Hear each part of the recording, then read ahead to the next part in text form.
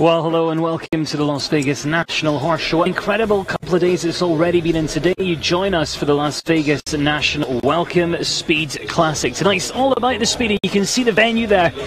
We are here at the South Point Arena. Everything all sitting under one roof. And the surface has been riding well, the courses have been riding well, and we've got some of the very biggest names in the world of show jumping coming forward. A total of 55. And here's last night's winner as well, Richard Spooner. And that horse that he just lets it do its own thing.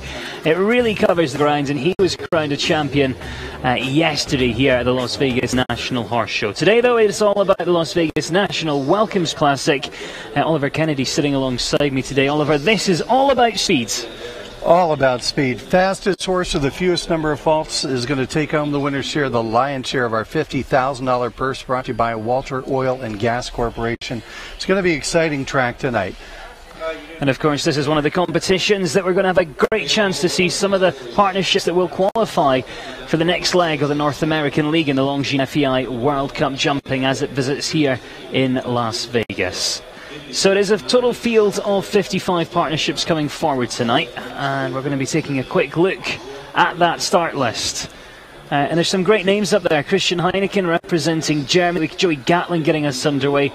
Eric Neve and Carl Cook, who work together, will be coming back to back here within the first 8 coming through the archway here in this one-round competition.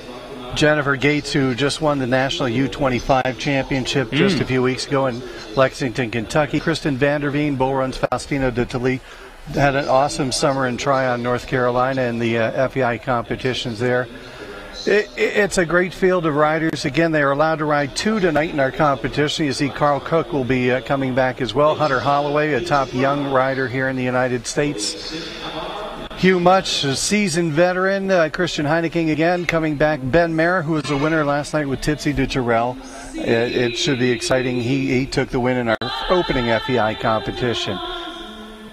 Tina Yates, top 3 or 4 last year in our World Cup class here. Back hard and towel.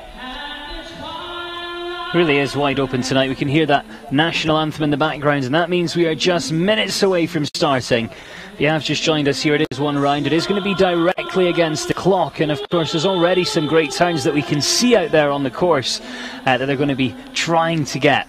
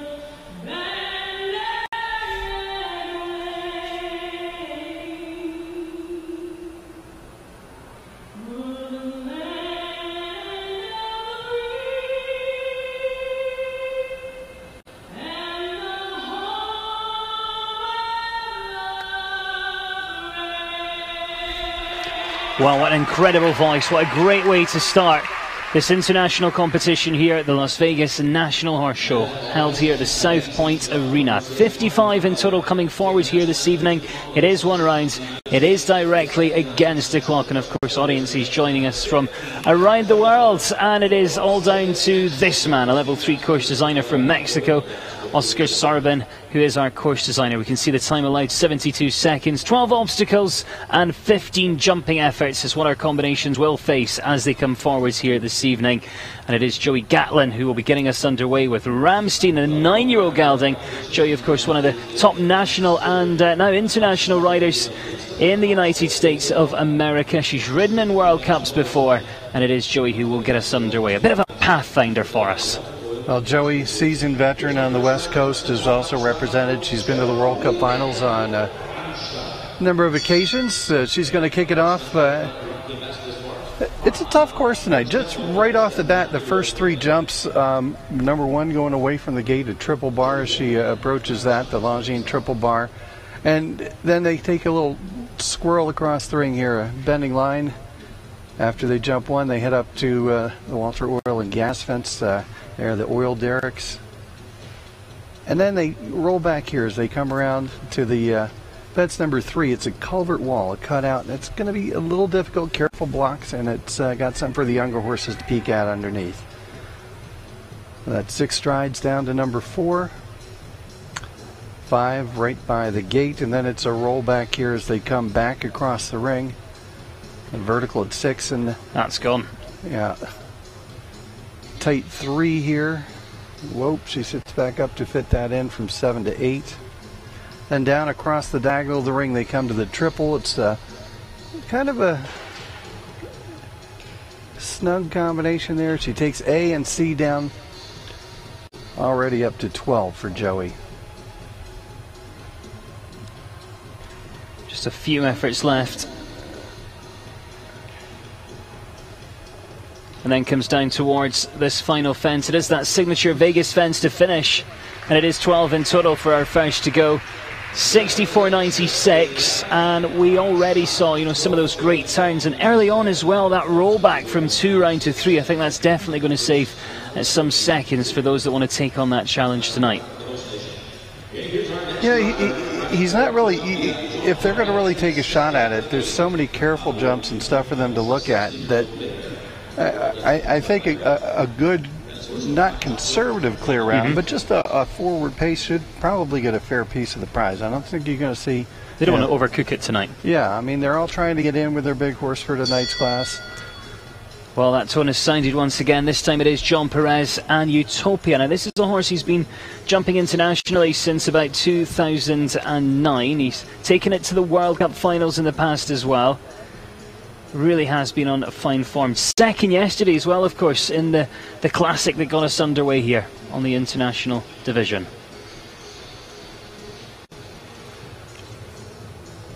Utopia 16 now.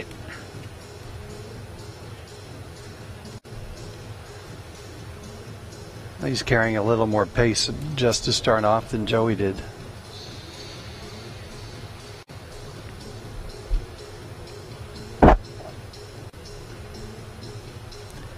This is this rollback turn we were talking about here. You know, you can just really save some seconds, but it's all about risk and reward in those turns.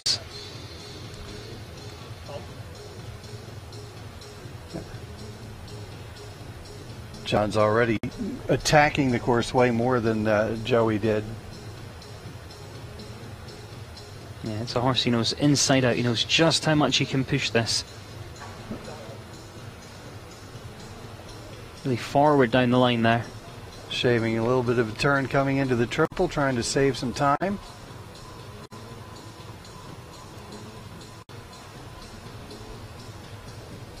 We've got the Oxer, the double, and then those final planks still to come. Now after they've opened it up, gotten all wide out coming down this line, they have this very narrow, careful plank. We'll see that come down tonight, but not for John Perez. 63.92, he's happy with that. Big pats for his horse. And that gives us a time to beat at this early stage with just 2 gone so far. 63.92, that becomes the challenge. That becomes the time to beat. Really nice clear there from John, the horse that he's taken to the World Cup finals in the past. Looks like we're coming back to the United States of America next. This is Carrie Roofer now. Georgie Dowry represents the USA. 11-year-old stallion. And it's, for Americans, they may remember this, the sire of this horse, Vancouver Dovray. It was ridden by Danielle Toronto. Okay. For great success back in probably about 2006, 2007, before it, yeah. And it was an interesting, it's a horse that gets sold from the U.S. to Europe. Oh, okay. Kind of a reverse. Not often that happens. No. So the sire of this one, Georgie Dovray, also with Nabeb Derev on the dam side. Oh, a little bit of a sticky start there. The horse that she's had competing at Spruce Meadows over the summertime. Winner last week as well, in fact. $25,000 Smart Pack Grand Prix at Hits. So the great horse called Mai Tai. She's really building a good string this year.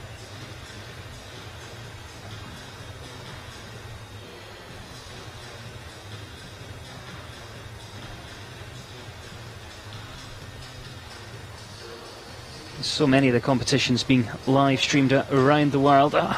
Coming down over that Liverpool. Number 8 coming down as she heads to the triple.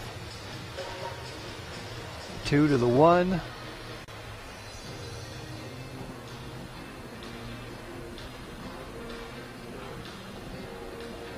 Still just on the 4.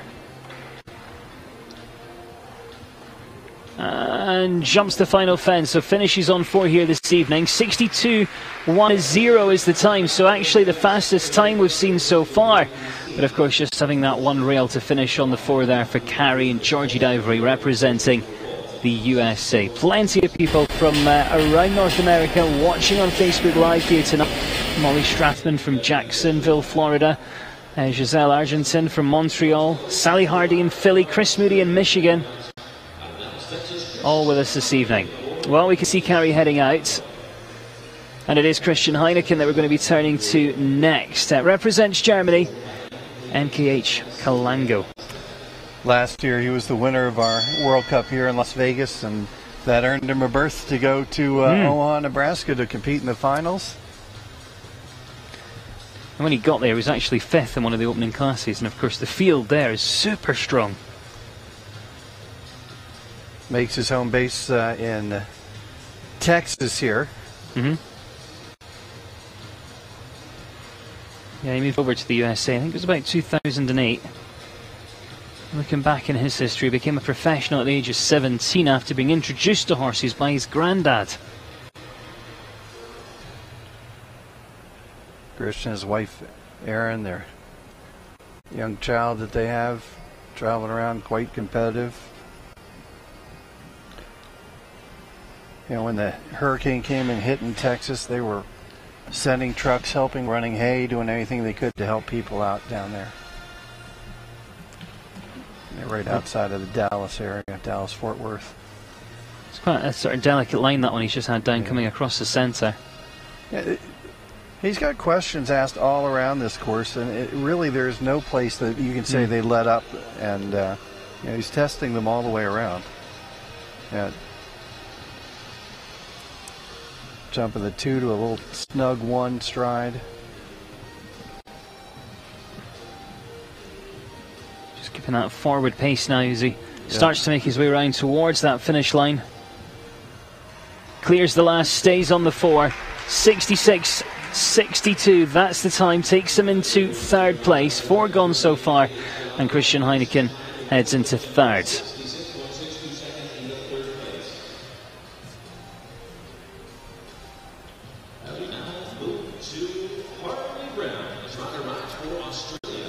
Perhaps that might just be good enough, though, to qualify him for the Longines FEI World Cup Jumping Qualifier of Las Vegas, which we're going to see at this event a little bit later in the weekend. Harley Brown next to go then, horse called Chase. Harley's represented Australian Nations Cups, trains a number of clients out here on the West Coast. His business is out in Menlo Park, California. Been here since 2003.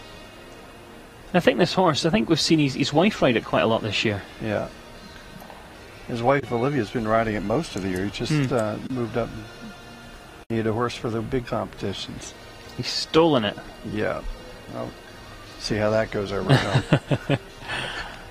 Olivia was jumping the 130s and 140s with this horse, so he's starting to really step it up now.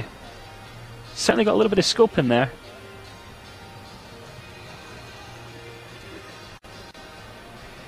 Horse has kind of a deceivingly big step, but he's kind of more being very precise, not really taking any big shots as he's going around tonight. So it doesn't look the most comfortable ride, this one. No.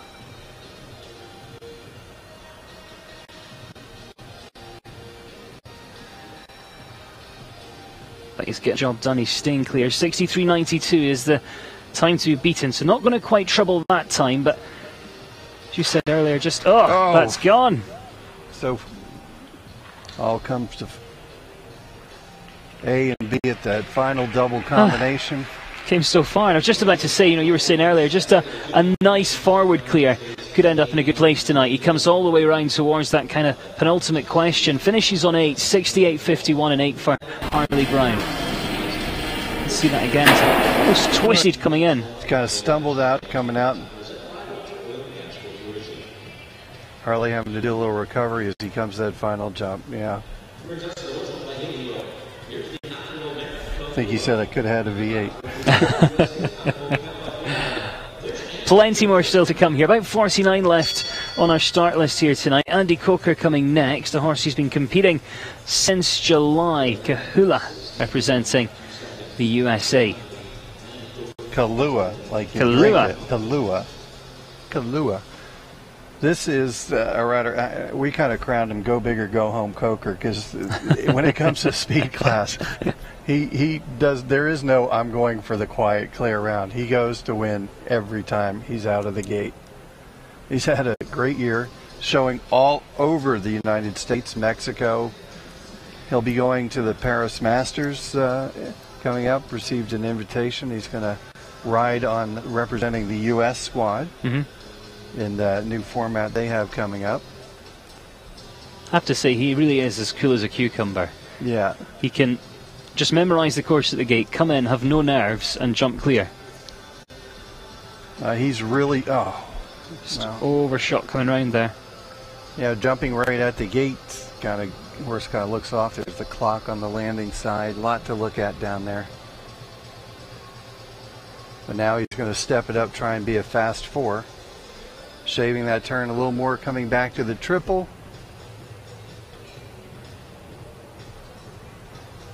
Over the last couple of years, he's really stepped it up from being a kind of top flight national level rider, winning a lot, and internationally he's been having a lot of success. Won a big Grand Prix in Tryon, North Carolina that I worked. Right to the last fence. Just didn't even take off there. 63.71, and of course the final one coming as well. We had that rail quite early on course, so he will finish on 8 here tonight. Andy Coker, 63.71. Got 1 clear and 2 on 4, making up the top 3 at this stage. Let's take a look as he comes in. He got there way too long. Didn't have a chance there. There's nothing he could have done. Tried to do whatever he could, but yeah, Andy. Still cool as a cucumber. Oh well, there's always the next horse. Yeah. So 6 combinations gone so far. We've only had that 1 clear from John Perez. 63.92 is still that time to beat. Eric Neve now. Katipso. This is a 10-year-old gelding by Katoki. Of course, he's competed at Olympic level on 3 occasions. He's been to the World Equestrian Games. Both his daughters have ridden internationally as well. Yeah, he is always somebody that I love to watch to ride. If he's one of the people, if you say, a kid says to you, you know, who do I watch? Who should I ride? Who should I watch to learn? This is definitely one of the people you want them to watch. Such quiet hand. He's so efficient as he rides, but just stays out of the horse. He has amazing balance on the horse.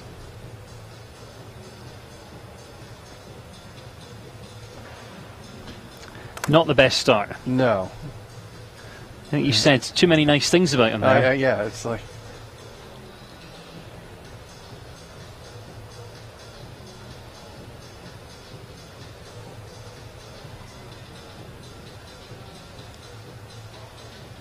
Got a fast 4-fault round tonight. Well, at least he knows, you know, the one thing that, yeah, if you knock the first one down, you know, all right, we're just going to step it up and, yeah, I got nothing to lose now. Try and be fast 4.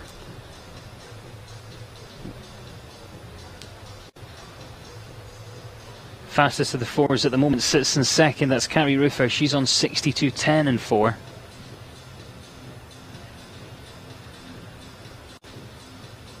But, you know, as you say, it really is a masterclass watching him. Yeah, just the equitation of him. He just stays out of the horse's way totally.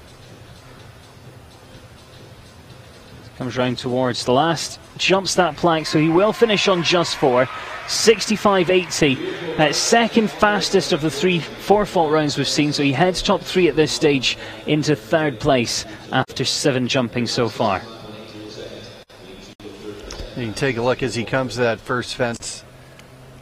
Just kind of ticked it in front, both front feet, and then just a light rub behind took it down. Well, Carl Cook then waiting in the wings with Tembla. It's the first of a couple that he's going to be jumping here tonight.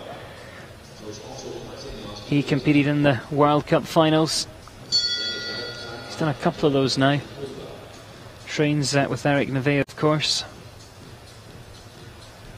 Represents the USA. You have to love that headshot. I wondered when that headshot was going to appear. He does have a sense of humor. When I did the World Cup finals, he was helping do the draw at the draw party that I was hosting, and I had to ask him if he got these jackets designed, and he said he did, and I said that's good because no one would buy them. No one's going to stock these. Whoa! Got a little bit deep there. He heard you talking about his coat. Luckily he saw the funny side. Yeah, really kind of having to make some big adjustments. Just getting his horse going forward again now.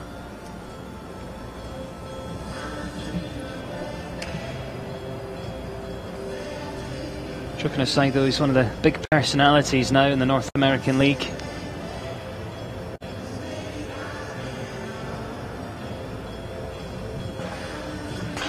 Another rail.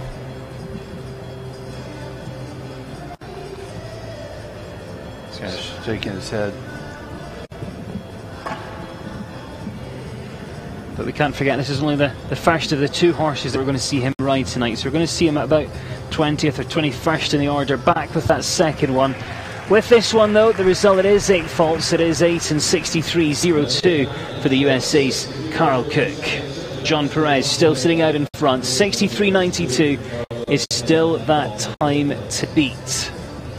Well, let's take a look here as he comes into the triple, gets the rail jumping in.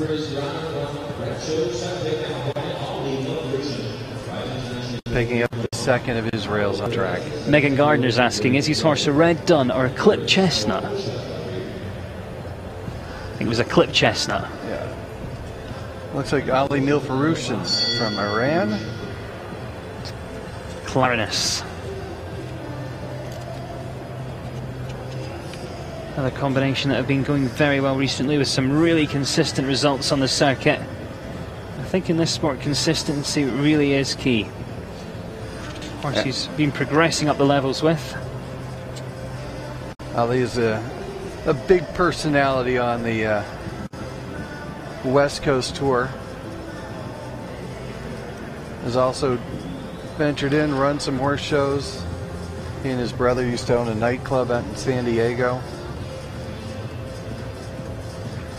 And over the years, you know, we've seen him at some big events. You know, we've seen him jump at the World Cup finals back in Kuala Lumpur in 2006. And he's got some great horses at the moment. He's really set his sights on getting on the sort of Olympic trials.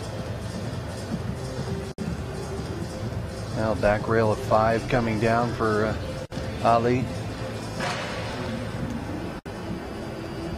Takes 7 down also.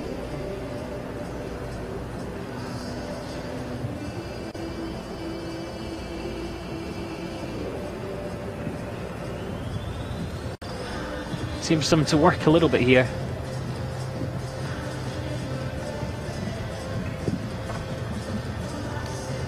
Of course, kind of shifted to the left coming down the line, making that ride just a little bit longer, and there's the second time we've seen the final fence come down. 16 in total, 68.88. That final fence is going to be so tempting as well for those that do want to do well, who are clear to that point. It's such a temptation just to land out of the double, put the leg on, and perhaps just push it a little bit long and flat. And watch, he kind of just shifts.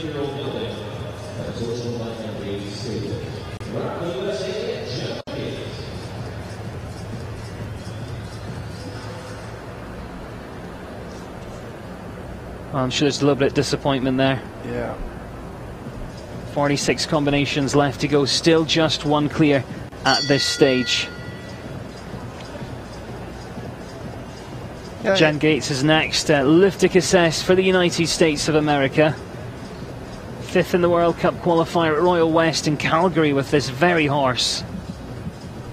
She was the winner in Lexington, Kentucky 2 weeks ago, the under-25 national championships. Won the U25 class in Central Park. She has been showing all over the world now. She spends a lot of time on the Global Champions Tour as well, getting lots of experience in Europe. Anna Marie Cummings is on Facebook Live saying that she's really talented. She's a hard worker, she is. Heart and Child is a... Sarah Happy, her trainers, do an amazing job with her. She's had a really amazing second half of the year this year. But all that mileage that she's picking up at the 5-star competitions, and I don't want to jinx her, but I think this is the best this horse has ever gone for her. You know, this sort of period, these few months, it's just been going fantastically well. There we go, second clear of the night. That one is faster as well, so she heads straight up to the top. Jen Gates for the United States of America.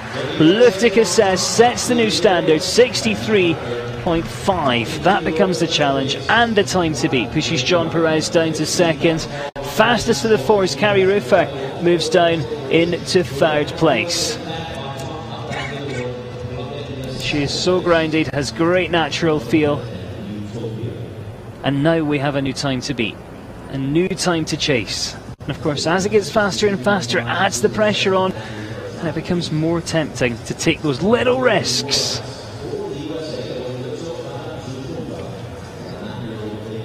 Laura Height next, Calypso. Vanda Zuthova. Competed this one at Spruce Meadows. And Laura's actually been jumping internationally since 2016. A couple of good top placings at Thunderbird earlier this year as well. She was 5th at Flint Ridge. Saw her go yesterday. And really, they're still getting to know each other because they just joined forces in the summer. They had their first show together in July.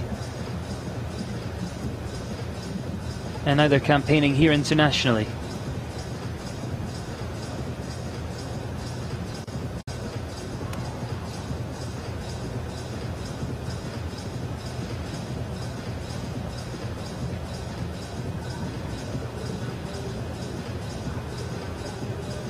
See that look of concentration, just counting around the corner and working hard just to keep them really central coming down over that fence.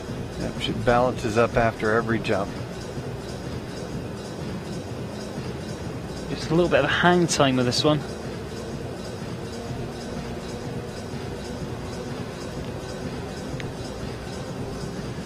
.63.50, that is the new challenge. Centre part of the combination there coming down. There's plenty of questions out there tonight, and for someone that's only been competing this horse since July, I mean, it's not the end of the world really, but the last one goes as well, so it is 8 in total, 64.56. So that'll slot down into 8th at the moment. Laura Height representing the USA. Let's take another look as she comes down through the combination. Balances up there, just catching it behind. I'm not sure a little bit if he kind of jumped her a little loose, and she kind of, if a little bit of that might have been her position, she might have been able to help out a little bit more, but. Here much comes now with Chaco, known as Bert, of course. He's won many Grand Prix, many Hunter Derbies. And he rides, you know, on the East Coast and the West Coast and pretty much all over the place. He's next to go, though, and he represents the USA. Bert's been around forever. He's been in the business, left for a little while, come back, and every time he comes back into the business, he always goes right back up to the highest level of the sport. I think this is the Chaco that Mavis Spencer used to have. Yeah.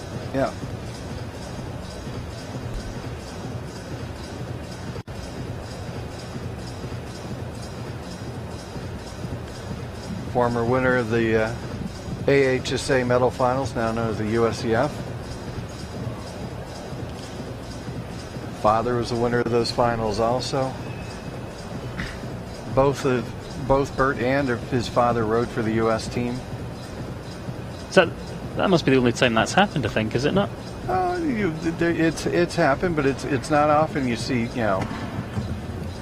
happen. That fence off the corner is just causing a couple of issues here so far. Yeah.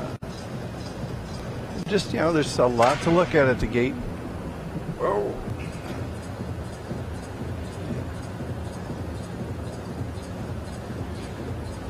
Eight on the course right now as he heads into the triple. Just working hard through that first distance there. Yeah.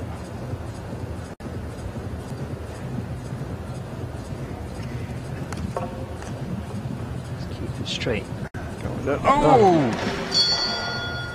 Landed kind of shallow and tried to step up to get the adding one up was not going to happen, so he knew he wasn't going to get there. He tried to move it up and just didn't work out. You could see that when he landed, he just put his leg on and he knew exactly where he was. He knew, I've got to step up, but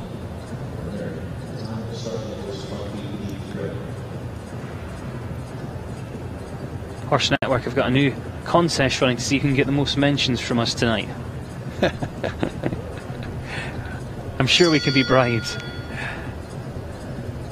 But you've got to say something interesting, that's the key. Right, let's get back on track though. With that. Sucking back a little bit, yeah. And again, he could feel that coming in that time. You could feel the horse just backing off as he came into the double. Not the way that Bert was hoping that his probably not. No way his class was going to go. Probably not, Oliver. Captain Obvious, right? But we all have bad days. Yeah. Look, you just see him sing. He knows he's not getting down there. Tries to step up. And just arrives at the base of the fence.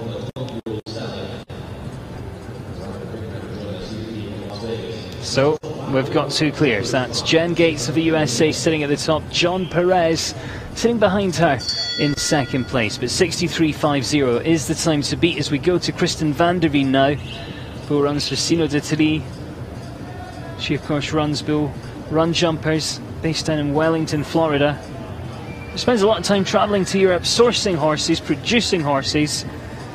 And this is one that she had some good success with at the Great Lakes Equestrian Festival. And I like this one. It's a bit of a chunky monkey. It's got a really chunky neck. It's got some serious scope to it. It's a great horse, and if it gets to the short course of the jump off, it is really fast.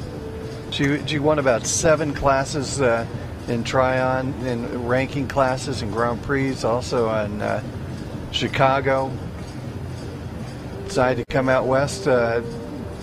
Came out and did thermal last week in Sunshine Circuit, and then here to Vegas. Oh, nice. She really shaved it off coming there. It's probably the tightest ride somebody's taking up to 7 and 8. Really efficient coming back into the combination.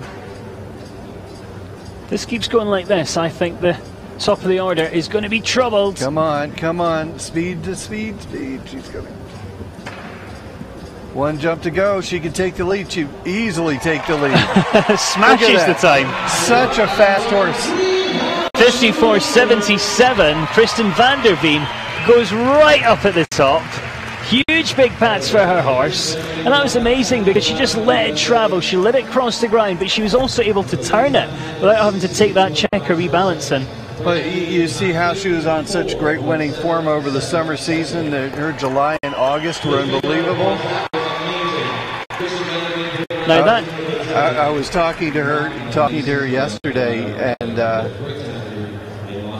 she said, you know, I haven't shown indoors very much. I don't do the fall indoor tour, and you know, Central Park was like the closest thing to the size of an indoor ring, which is actually a very tight ring in Central Park. She goes, we'll see how it works. That horse has got such power, and there's such a good combination that you see indoors. Maybe she wants to try and do indoors a little bit more. Well, I think that's going to take some beating, to be fair. You know, yeah.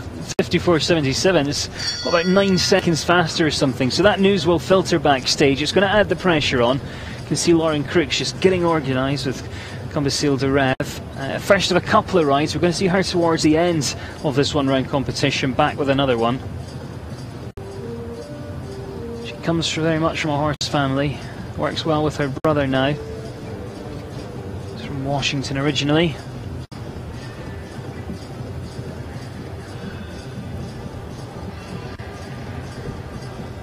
Eric Hasbrook out here helping Lauren this week.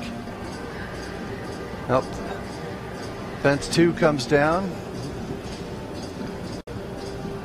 So we might see her now just opening up the throttle a little bit and just trying to be one of the fastest fours. She's produced some great horses. One of the horses that was sold to Jessica Springsteen, Cincinnati.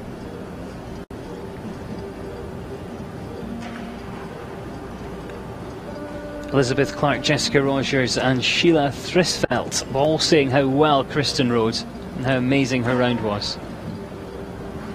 Thrisfelt, you sure you got that right? See if she tells you she got her name right. I make no guarantees. That's worse than a Dutch horse name. Whoa! She's had to work so hard round here. Sucked back there the last jump, and she finishes on the 8 tonight. 62.76 there for the USA's Lauren Crooks. So goes down into 7th place, 7th at this stage. 3 clears, Kristen van der Veen, Jen Gates, John Perez making up the 1, 2, 3 at this stage. But quite a spread between 54.77 leading and 63.92 sitting in 3rd place.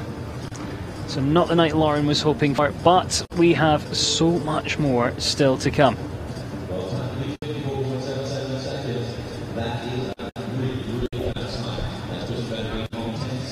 Someone else who's been having some success already, Richard Spooner's next. This is a 10-year-old gelding by Shaco Blue called Shatinis. Well, he had a great week last week in the thermal, taking 2 big classes with Cristallo. And he left Cristallo home, said I'm going to let some of the younger ones come out and take their shot and step up. Put an amazing horse in last night, a grey horse that goes in such simple tack, and he just lets it do its own thing with its head and neck and leaves it alone, and landed on top. Yeah, he's been developing a string of younger horses trying to bring him up. You know, big shoes to fill now. He's got Cristallo coming up in the latter part of its career. I don't want to jinx him, but I was speaking to him about this horse last night, and he was saying that it's amazing that he never seems to touch a rail in the first round. They're still getting to know each other a little bit in the jump-offs, but in the kind of first rounds, this is only 1 round, so I'm not sure how that'll play out tonight. A bit of both, maybe.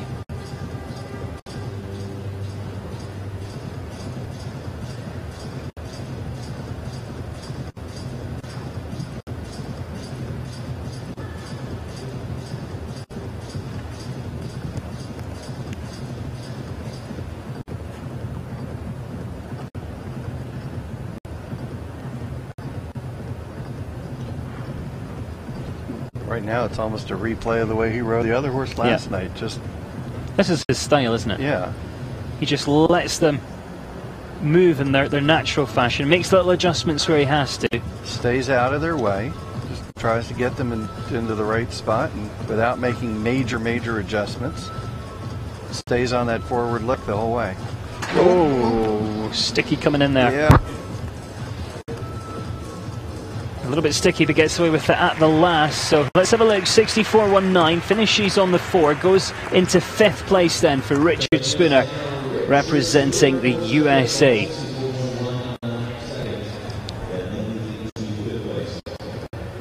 Let's take a look. He comes down to that 4, gets there at about so deep, somehow gets up, takes the back rail down, makes it out of the combination. I mean, that is definitely a horse to keep an eye on, because I mean, that has been just so careful. Yeah. They're having a lot of problems on that 4 strides there from 10 to 11A. Well, the news next, Jeff Camp. Jeff, another athlete who this evening comes forward representing the home nation here of the United States of America.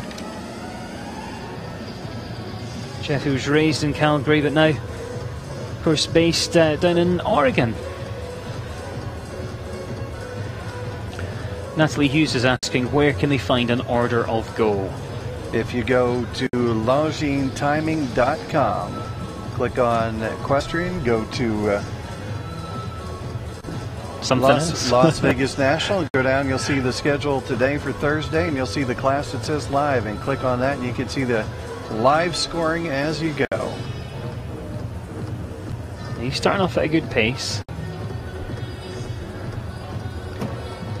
Jeff runs a big business with his wife Shelley. Jeff does mainly the jumpers, Shelley does mainly the hunters and the equitation. Very successful business. Also, they run some horse shows out in the Pacific Northwest.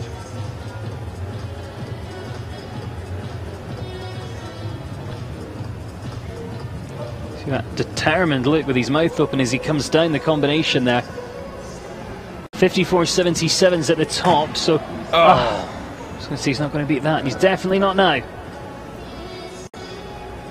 Hey, he was having to work all the way around the course, and this is a line that's really caused some issues tonight so far. And I think right now it's in the riders' minds a lot too. You know, it wasn't as big of a problem, and then all of a sudden somebody had a problem, and now the riders have it. Once it gets in their mind a little bit, then they start overthinking it, and it almost creates more problems.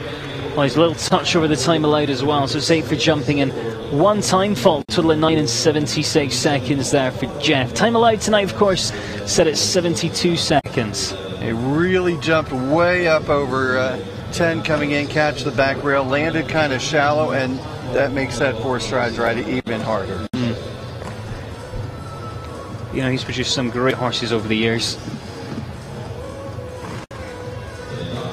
He just shakes his head.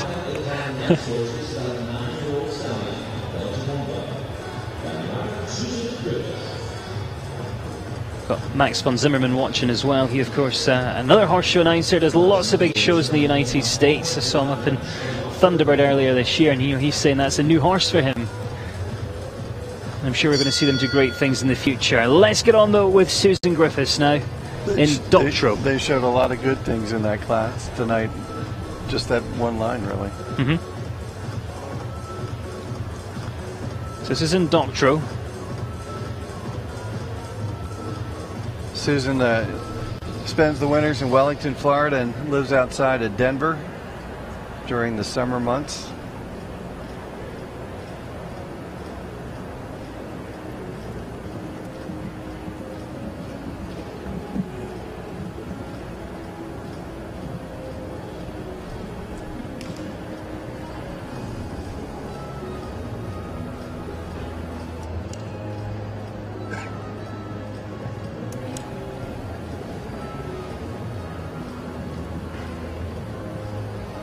Rebecca Francis is asking, who is the girl on the grey with the ponytail? That was Kristen Vanderveen. Who leads the way? Yes, she does.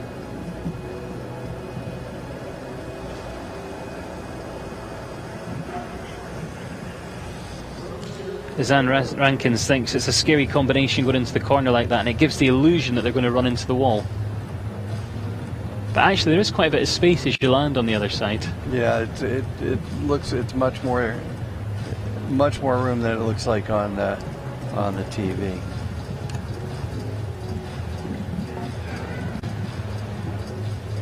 It's that line again. Yeah. And actually she rode really well from the Oxer coming down to that double. Yeah.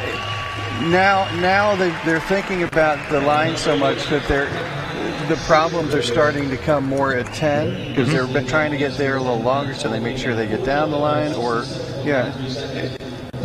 just anticipating it. It's like this, the whole problem. If they make it through that whole last series of 4 jumps. Well, finished on the 4 slowest of the 4 falters, in fact, 67.93 there for Susan Griffiths. But still, you know, lots of pats, little kiss for her horse there. She heads out the ring. And not the worst result in the world, just finishing on the 4. Looks like Alison Robitaille will be coming forward next. So many riders this year have ventured out from the East Coast. Whole plane load of horses flew out just for the Las Vegas National. Cerise du Bedou. 11-year-old mare by Gin Tonic Star. Winner of the Grand Prix qualifier at Sacramento. 4th in the Longines FEI World Cup jumping qualifier in Del Mar. Allison was at the top of the game. Then she had her 2 kids, kind of stayed home a little bit more. Didn't go out on she stayed in the Grand Prix, but not going out and on the big tour traveling as much. And now this year she's really stepped it out more. She's ridden for the U.S. team in Mexico Nations Cup competition earlier this year. Really trying to get back up into the top level of the sport again. She's got a great string of young horses that she's been developing.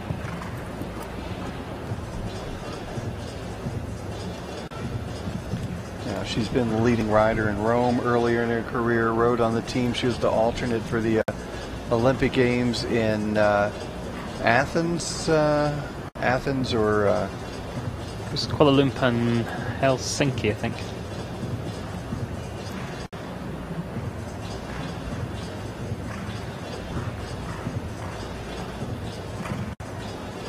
Again, that's just a sensible round, this one. She's not overcooked it. She's not asking too much. She's still on a good pace.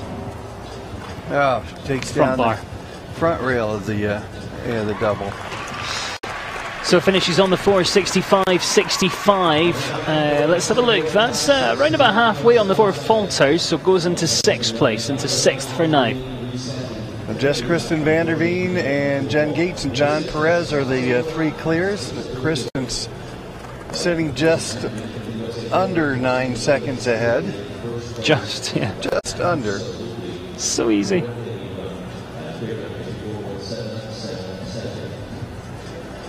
Nine seconds in show jumping is like a 50-point blowout in a basketball game. What is it in cricket? Like, no idea. That's why I'm sitting here, not a cricket match. Carrie-Anne Boyce-Lockhart now with Ferro DC. She comes forward this evening with a horse that she knows quite well now, to be fair. And she represents the United States of America. Out of Eugene, Oregon area.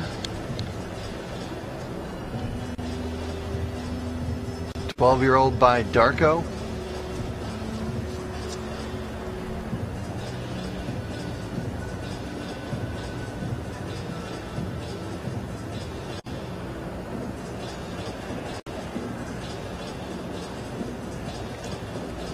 The riders that we're seeing now will have had the opportunity to watch a few at the beginning,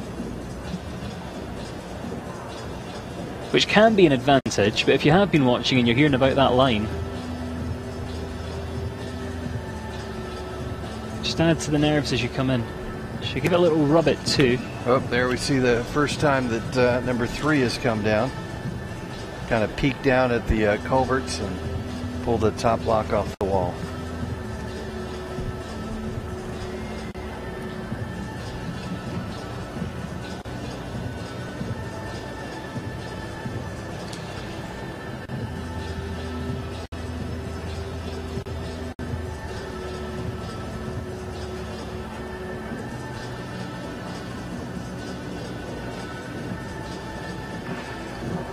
Up takes B of the triple.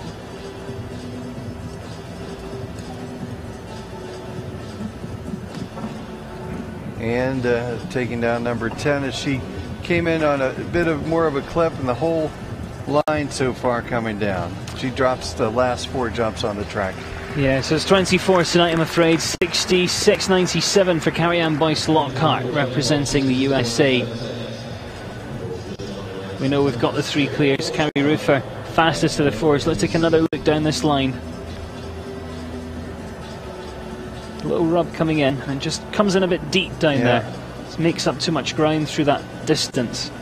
She really rode forward into the combination, landed in a little bit further, and then into the combination that she really kind of thought she would. Hey, it's Carl Cook again. You know He's back. You know what that means. But the jacket's back. Oh no! It's time for the headshot to come up. Oh yeah, forgot. Yeah, if you weren't watching earlier, Carl's got a very interesting photo when his title comes up, and there it is. There we go.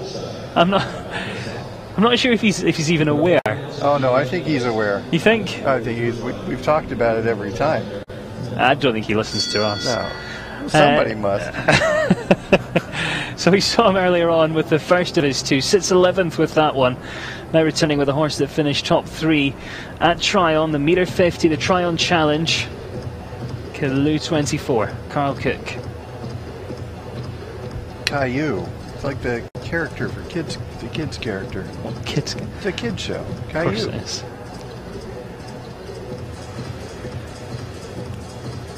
Same run. He rode that line the same way this time. I'm glad I'm good at the European complicated names, and you're good with the names after kids shows. You're the one with the young kid. Shifting to the left there as he takes the back rail down.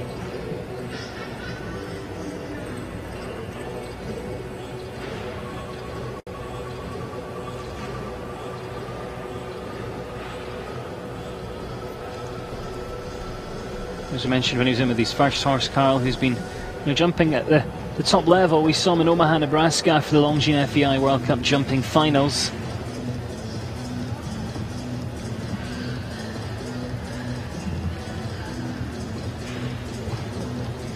Comes round to the final one and still just carrying 4 faults here. He will finish on 4. 64.21 is the time. Third fastest of the 4 fault rounds, so that goes into 6th place with 33 combinations still left to come.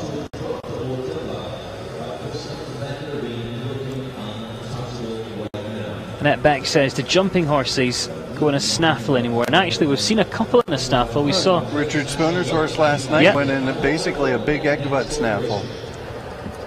I have to say, sometimes it is better using something that's slightly stronger, then you can be a little bit more gentle with the hands rather than using something that's, it causes you to have to overuse your hand too much. Kat Tyree, who's up next, she has really had a great year. She rode on the team, rode on winning Nations Cups for the team, jumped double clear in Wellington, had a great effort in Thunderbird for the team as well. And she's just 23 years old. This is Enjoy Louis. Catherine Tyree comes next. Done very well at the 4- and 5-star shows this year, competing in Europe and the United States and Canada. Another of the riders that put the horse on the plane to fly out here for the Las Vegas National. She's had good success in the Nations Cup or the World Cup qualifiers so far, and she wants to make sure she gets that trip to Paris, so she came out here to the Las Vegas National. Oh, just a rub on that block there. That fence looks solid. I mean, those blocks sitting on top, it doesn't take much.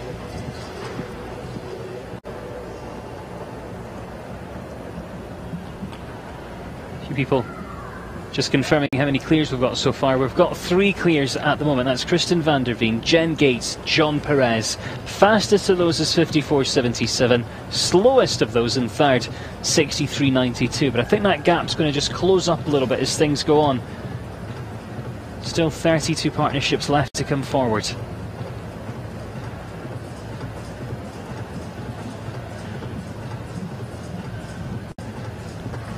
Now that line had no problem for her. A little half halt coming to the last jump.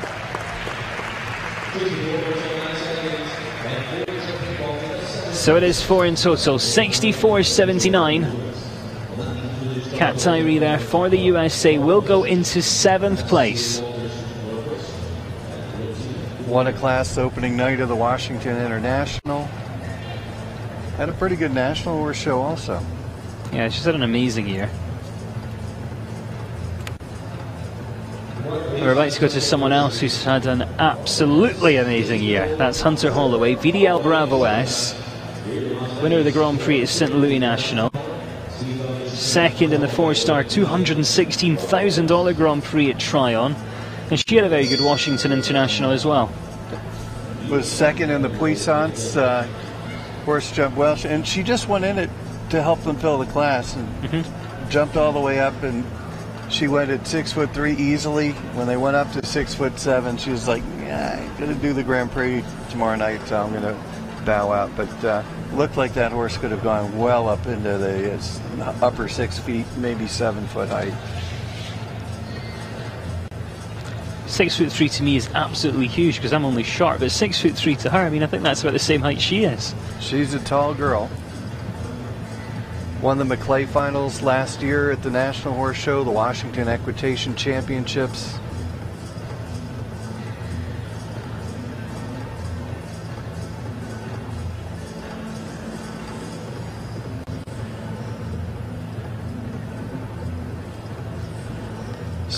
Spends time on both coasts and up in Canada as well. It's home based in Kansas.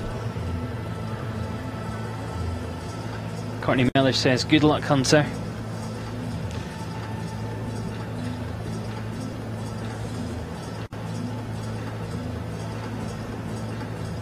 And the Horse Network is telling us that she won her first Grand Prix aged just 12 years old. Yeah, she's been doing this a long time. There's also a YouTube video of her riding a horse without a bridle on and jumping a course when she was younger. She is an amazing rider. So in between watching videos of cats, look out for that one. Is that going to stay? Hopefully we'll get able to have a look at that one because it's literally bouncing on the cups.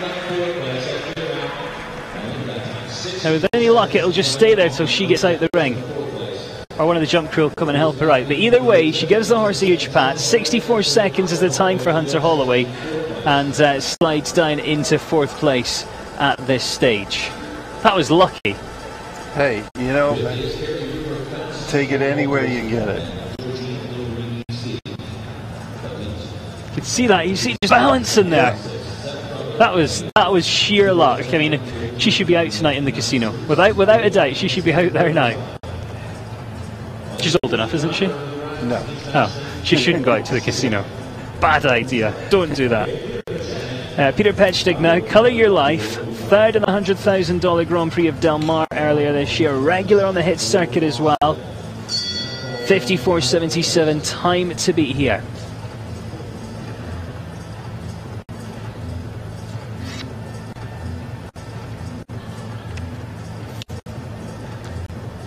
Curly-Ann Boven says she's got a great seat, amazing. Erin Miller's liking the greys tonight. Don't forget to join in with the conversation as well if you are watching on Facebook Live. It's been shared 213 times, so you could be watching on any page, and we don't mind which page, just get involved.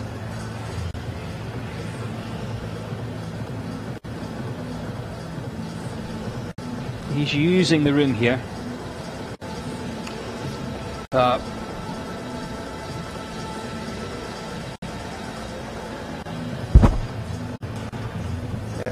Beginning of the class, we weren't seeing 3 come down at all. And 3's now starting to be a problem fencer. You know,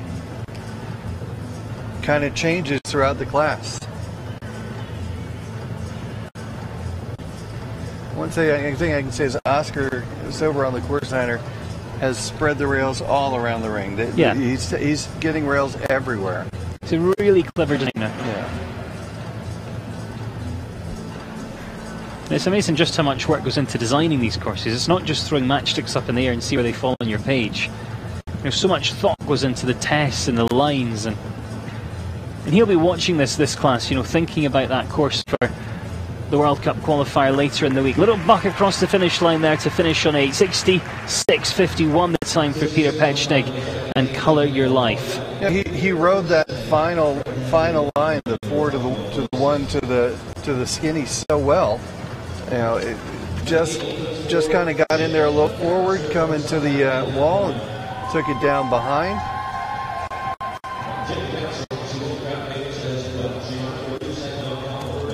Opal Fowler says amazing.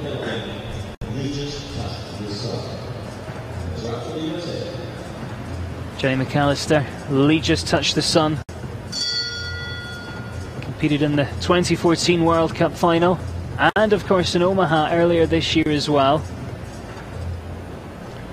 2nd in Sacramento this year in the World Cup qualifier. Jessica Personnel says, will Leslie Beasy, McLean and Jack Towell be riding this weekend? We will see Jack here, but... Yeah, hard to tell. I think he's actually still got one to come a little bit later on. Yeah, we should see him. He's showing 38th in the order. We're right now, look at the 25th.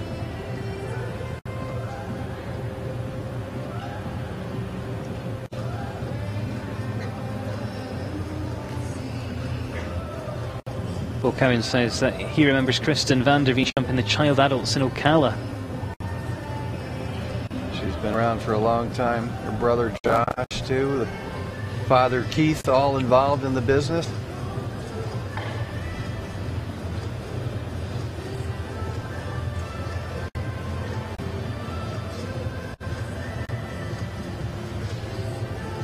Jenny's going for that careful clear tonight.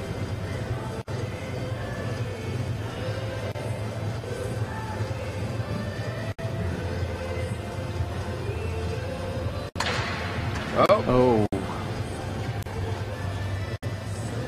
Well, clears the last and came so close.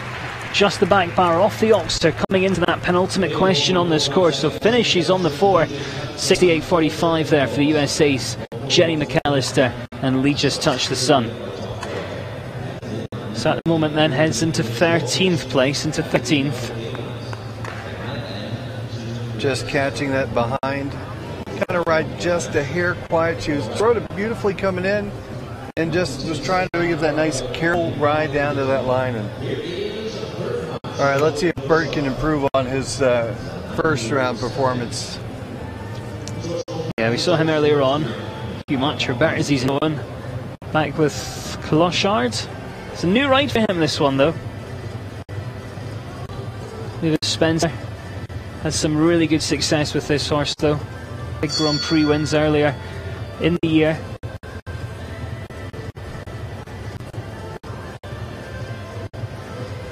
Bert's really got a big business building up out of the Northern California area, picking up a lot of horses and riders that he's training. And he's got a bunch of new mounts that he's picked up for the bigger divisions.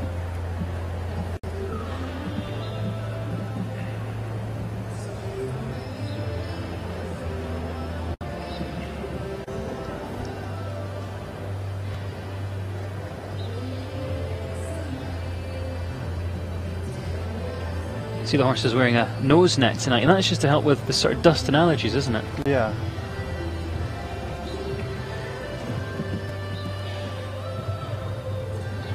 A lot of people use them if they've got a horse that is a little bit shaky with its head.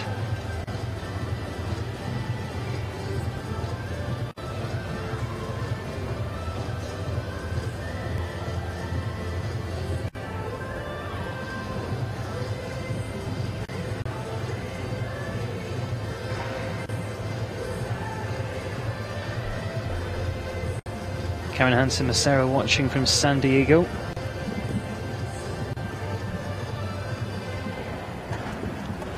Little tap on the back bar there coming in. But we'll just finish on 4 faults tonight. 64.70. That's the time there for Bert. He heads down into 8th place and 8th at this stage. No change at the top. Kristen van der Veen leads. Jen Gates second. John Perez third. Just stands off. Stand off a little bit and kind of didn't really kind of fully finish the jump. Well, we can see just behind him our ring crew have jumped into action, because we're going to just give a little drag break in this arena. So just to confirm once again, Kristen van der Veen sits at the top representing the USA. 54.77 to beat. Then we've got Jen Gates just behind her, sitting in second on a 63.50, and John Perez in third place, 63.92. We've got 4 clears, and we've got about 28 combinations left to go, but they are going to do some work in the arena, so we're going to take a little breath and we will be back in just a couple of minutes time. Do stay with us as we get ready to see the climax and the second part of the competition here this evening in the Las Vegas National Welcome Speed Classic.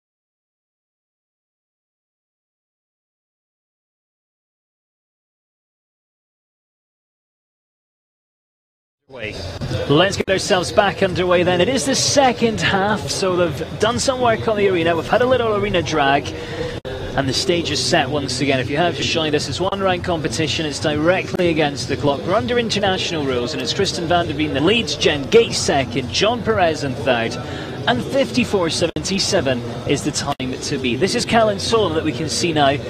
She rides a horse called VDL Wizard. Placed 7th in the World Cup final in Gothenburg last year.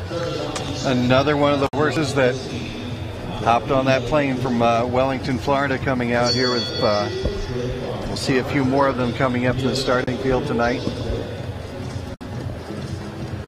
Yeah, we're getting to that stage now in the league where those points are just so important, because they all want to try and get towards the Longines FEI World Cup jumping final, which takes place in Paris early next year. Callan's been representing the U.S. and Nations Cup competitions with this horse quite a bit over the last couple seasons, winning Nations Cup teams in Jalapa in Mexico.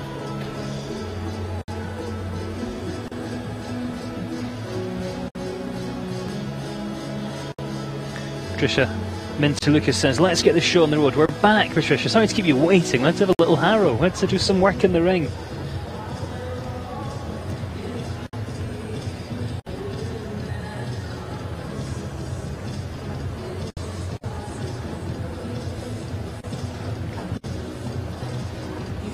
Callan's had this horse for a while, developing it.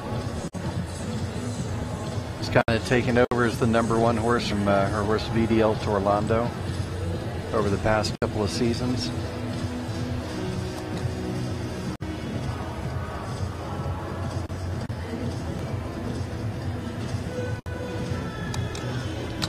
Making a really nice job so far. Yeah. She's on a good trade. Let's see how she comes out on the final line. This is the line that's cut off for you, and she's not going to challenge the top 3. Whoa, whoa.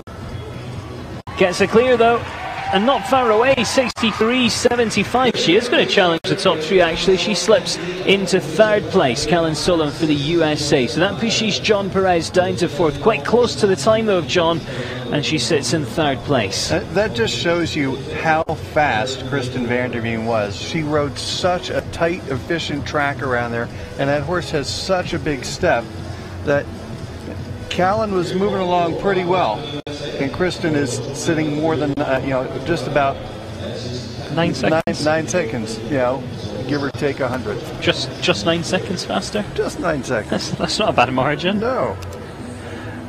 Paul Roback. Camerino next. Another rider based out of Colorado.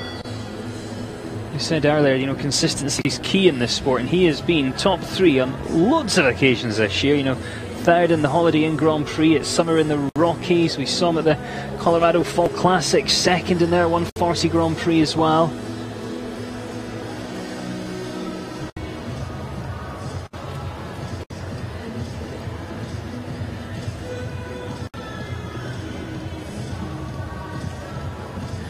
Sarah Woodbridge says she loves the Blaze fence. Which is the Blaze fence? No idea. I'm glad you like it.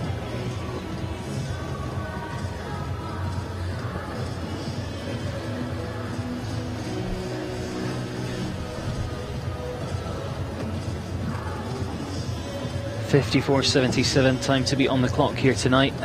It's not going to be Paul. He's having a conservative round for this one, but of course all the horses in here are all at different stages in their career, and some of them will be thinking, if I can just get a steady clear here, it's going to guarantee me a place in the qualifier. Still a lot of fat riders to come. Ben Mayer from Britain. Hardin Towel. Oh, kind of hung up there. So just sitting on the 4 then as he comes round towards that signature Vegas fence. Final one on course, 68.35, and Paul finishes on 4. He's the 2nd slowest of the 4 falters, and that's dropped him down into 15th place with about 25, 26 combinations left to come. To just a hair long, doesn't totally finish the jump, takes it down behind. Now they want to come in on, he wants to come in on that kind of forward lick to make it down through that combination. So he finishes on the first, he heads out. Christian Heineken comes in. MKH Selina represents Germany.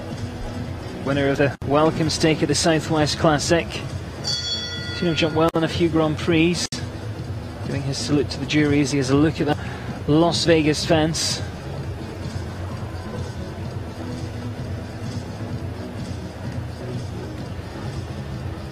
You know, last year he was deceptively fast in the jump off in the World Cup qualifier here.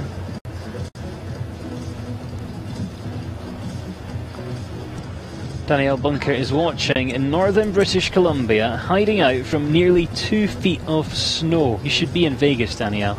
Never snows here. We've been at the pool all day.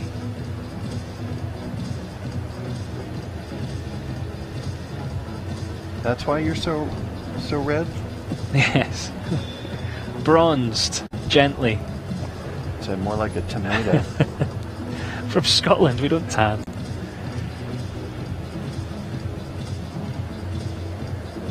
Some really nice turns. Covers the ground, turns through the air.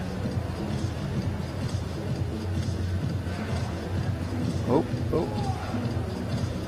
54.77. Oh, he's coming forward in the line. He's going for it. Nope. Oh. Trying to get a top piece, but he should be a pretty fast four-faulter if he can keep this one. All right, 8 now. And now it's 12. Yeah, so 12. All in all, that last line was a killer for him. And it has been for a few. In the last jump. Few have had issues down there tonight. 60.74 is the time. 12 faults the result there for Germany's Christian Heineken, coming back there with his second horse. And in this international competition this evening, they can bring 2 horses forward. A few of our riders have done that. Jennifer Johnson thinks the horse looks like a bit of a handful.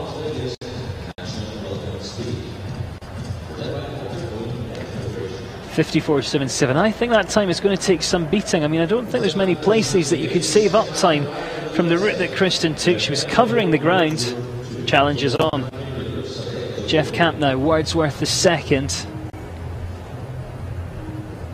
Horse that he was competing at the beginning of the year on the desert circuit up in California. Is it up in California? Down and over. Sure. A little west and a little south. But not far. Not far, okay. It's warm there as well. Yeah. Lots of sand.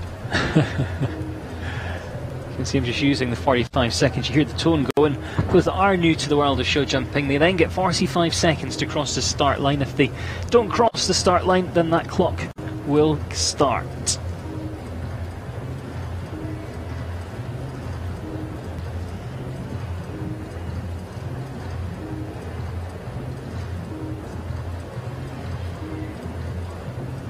Another one of the riders in here that has lots of experience over the years. Producing young horses, producing Grand Prix horses. Just looked like he arrived a little bit early there. Yeah. Those blocks are so light, but he really kind of not a cheap one. He really hit that block hard to take it down. Another rail as he takes down 7.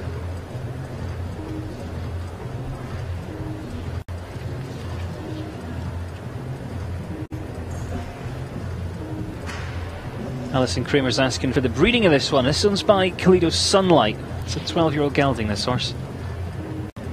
Sits on 12 at the minute. And 16. And 20! Yeah, 20. 20 sold! 20 will be the total there for Jeff. 60.08. See him just gradually getting longer and longer coming down that final line. So 20 will be the total. Take another look at that. Fence 3, the question that asks you to roll back after the delicate vertical at 2. Big pat there, and I'm sure we'll see them back together on this stage over the next few days. Well, the man who was the winner in the opening FEI competition yesterday. A little bit of home. Ben Maher for Great Britain, Tipsy du Terral. Last week he was in Doha in Qatar at the GCT Championships. A week before that he was in Lexington, Kentucky. He gets around. Yeah. But he flew here just for this event. And he was only in Doha for about a day.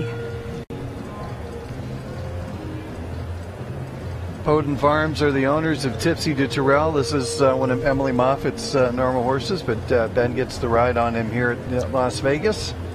And this is a horse that travels a lot as well. Had some really good placings in a win, in fact, as well in Lausanne earlier this year. Over on the European circuit.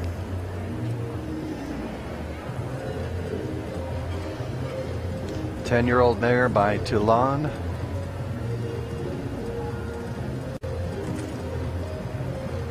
Killian Montgomery says, does anyone else think the first jump looks like it's made of oversized crayons? No. Nope. Just you.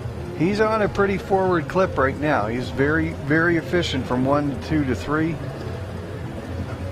Ben's always been one of these riders that's very quick across the ground. And stalls there, just hung up in the turn. And he could see and feel that coming, you know, when he got that turn. Yeah, he knew coming out of it, they were not going to make them. So they got 4 for the refusal, the circle, 4 for the rail at the same jump. It's been an expensive fence for him, but I think Kristen van der Veen's really put the pressure on. If you want to do well in this class tonight, you've got to pull out all the stops.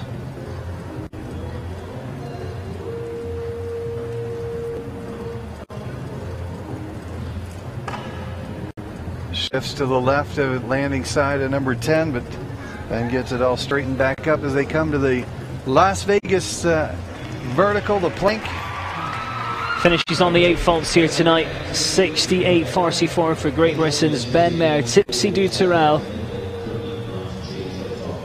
Now Rebecca Gowdy saying the Las Vegas jump looks like Koreans. None of these jumps look like Koreans. Okay, we've just got to settle that. You see it stalled coming out of the turn. He tried to get it go forward, but not only not get it forward, he was kind of going off to the right, then smartly circled, got horse organized, and continued on. He's a real talent, such a quiet, nice rider, and of course the man who's represented Great Britain at Olympic level. But we're on to Hartley Brown next. This one has been victorious in many 7-year-old 130 jumper classes at the HMI Equestrian Challenge. Second in the Grand Prix at Strides and Tides. It's My Large Cornet next, and Hartley Brown joining us here. Again, just a young horse, just a 7-year-old mare, this one, by Montender. Cornet Blinsky involved there for the Oldenburg. One of the younger horses showing tonight. Probably the youngest, I would think. Yeah. Not many 7-year-olds jumping in this.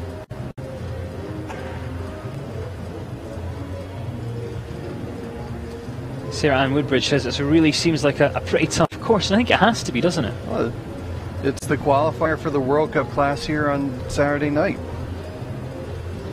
Our course designer's been really clever, because if you look, I mean, there is that final line that's caused a few issues, but there's been so many other rails all over the place, and there's no line in here that is set to catch them out. You know, they're designed to make the riders think. I mean, for a 7-year-old, this one is marching right around in here. It's showing a lot of promise.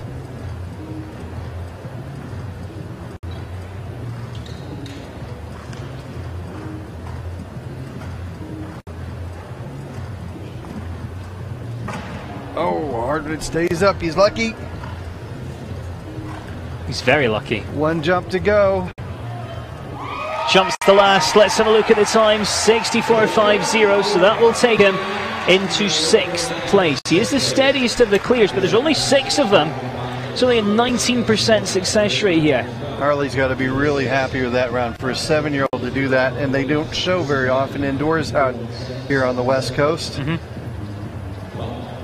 can see that rub, it stayed up. He gets the horse going forward, coming to that combination. That was a really nice ride. Look at that smile. Really very happy. Says it all, really, I think. Yeah, thanks. Kristen van der Veen, though, really has set this alight tonight. 54.77. That is the time to beat. Guy Thomas is next. Jean-Pierre Z, 15-year-old by Jet Set D. Skippy 2 on the dam side as well, represents we love Skippy 2. New Zealand, the famous stallion Skippy 2. Lots of good riders. Reed Kessler had one by Skippy 2. There's another few at the moment as well. Guy is a rider who he's just as comfortable in a hard hat as he is riding in a cowboy hat. He not only did he show and have great success doing show jumping, but he's also competed in a lot of different rodeo events in his career.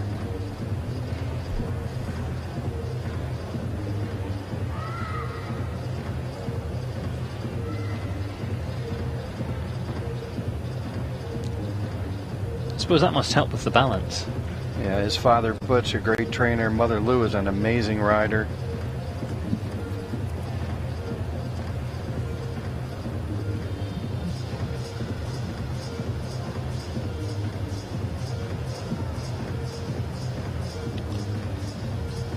Tara West congratulating Hartley, saying it was a brilliant ride. I really like that horse. Sarah Evans Napa says, Guy, hi from Horse Show Barbie. Centre part of that combination comes down. Front rail at B. Well, takes 10 down also. 11A. Just fighting into the last there, and it comes down as well. So in the end it will be 16, 63.19, total is 16 for Harley Brown. Guy Thomas, Sean Keir Z, 63.19 and a 16 total. Shakes his head. Started off really, really well as he came round towards that combination. Doesn't take much to knock off those front rails. Wasn't a hard rub. Little tickle with the toe. Yeah. 21 combinations left to feature still. Do you think anyone can come close to Kristen's time? Well, we have Richard Hardentow's quick, and Richard Spooner, Heather, maybe Andy Coker. Andy will give it a shot, I'm sure. Well, I think Justin Prather will give it a shot for sure. Bolero HX, he represents Canada.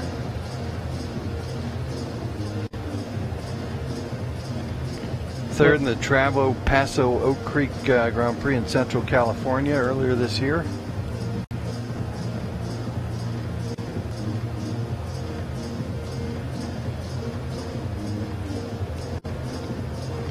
Claire Maltby's asking, why do they start on the right lead just to change to the left lead before they start? Is it just a show off? Well, sometimes the horse jumps better off of one lead than the other, so they want to get on the lead that it's you know, just like somebody's left-handed or right-handed, sometimes they jump better off of one lead than the other. With show jumpers, it really doesn't matter which lead they're on. You can go to their best. It's not like a hunter where you have to, you know, stay on the proper leads and not swap. All you've got to do is leave them up. Yep. This one's on 8.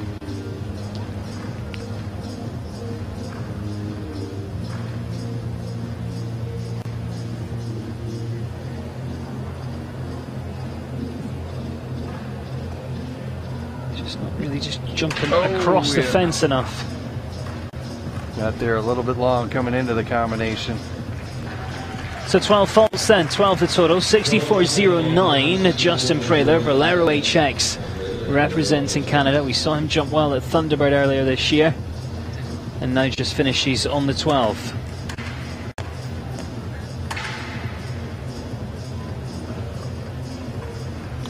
There's the first of the rails for Justin.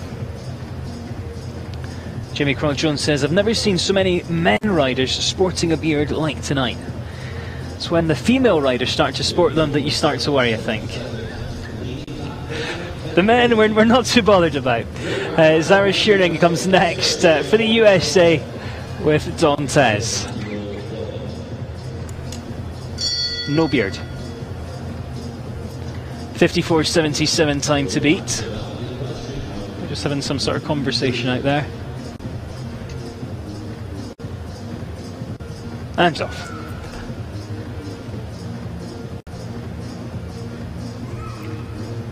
And back to that question about the right changing to the left. I think we use this just to kind of get the momentum, get the rhythm, and then get the change.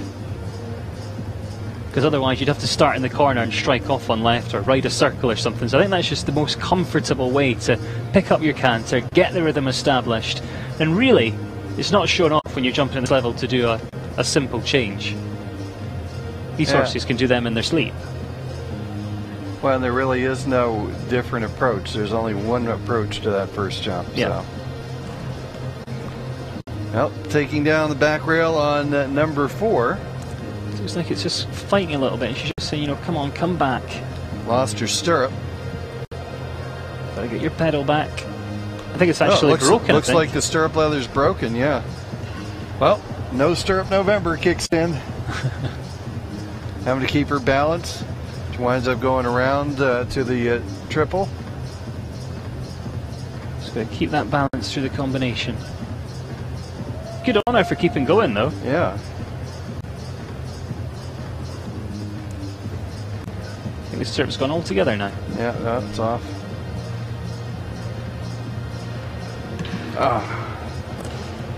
Yeah, that's the line that really has caused some issues. And tonight she will finish on just the 12. 70.58 is the time.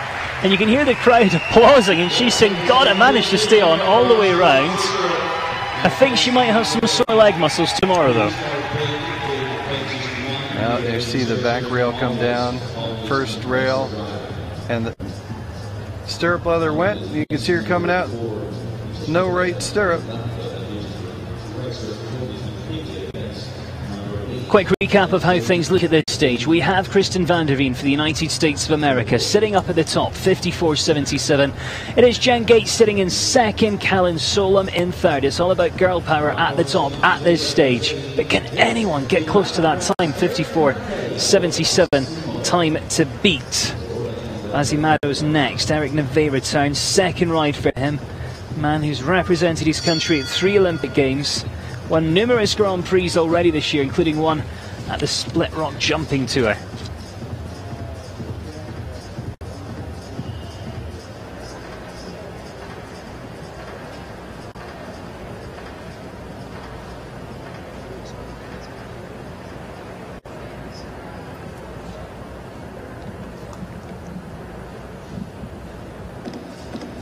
Just in case you weren't watching earlier, you know, we were saying what a masterclass it is to watch this man ride. I go on, Jinxon. That was my fault last time. Now it's yours. Lots of people watching on Facebook Live today. Erin Neff Miller says, ladies dominate. Elizabeth Clark says, wow, beautiful. Doesn't say whether she's referring to his horse or Eric.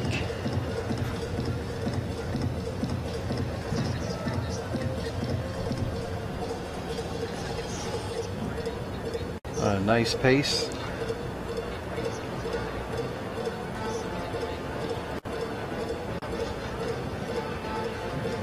Just keep moving forward, maintaining that rhythm. I don't see it catching Kristen van der Veen, but he could get a piece here in the top 5. Oh, one jump to go.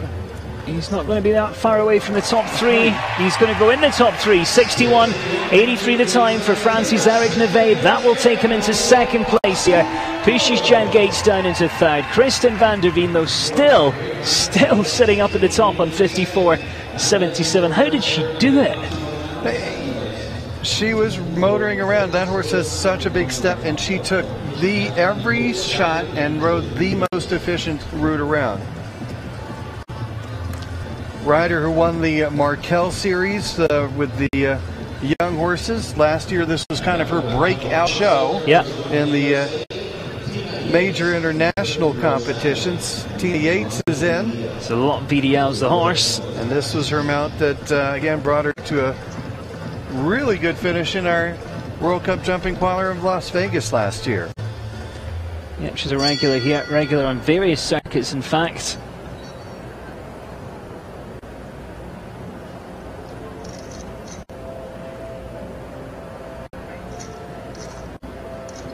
This horse has another year under its belt. 13-year-old stallion by Chin Chin.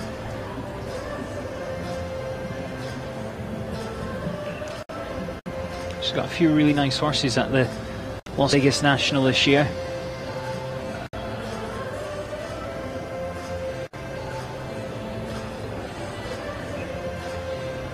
really good natural feel.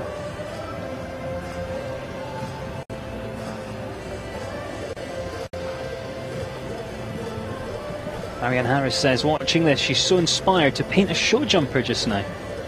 We shall send one round to you and you can paint them. You let us know who you would like. Ah!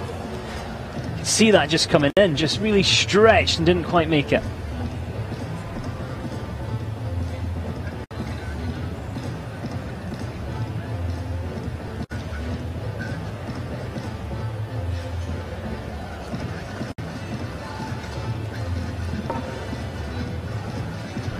Coming into the Oxer, but again, this is the line, and she actually makes a good job there. Sets up nicely for the double, but that final plank also falls. So 8 faults will be the total here tonight for the USA's Tina Yates. A lot VDL finishes on 8th, goes down into 22nd at this stage, and of course those lower placing still very important when it comes to qualification, even if it's out of the money.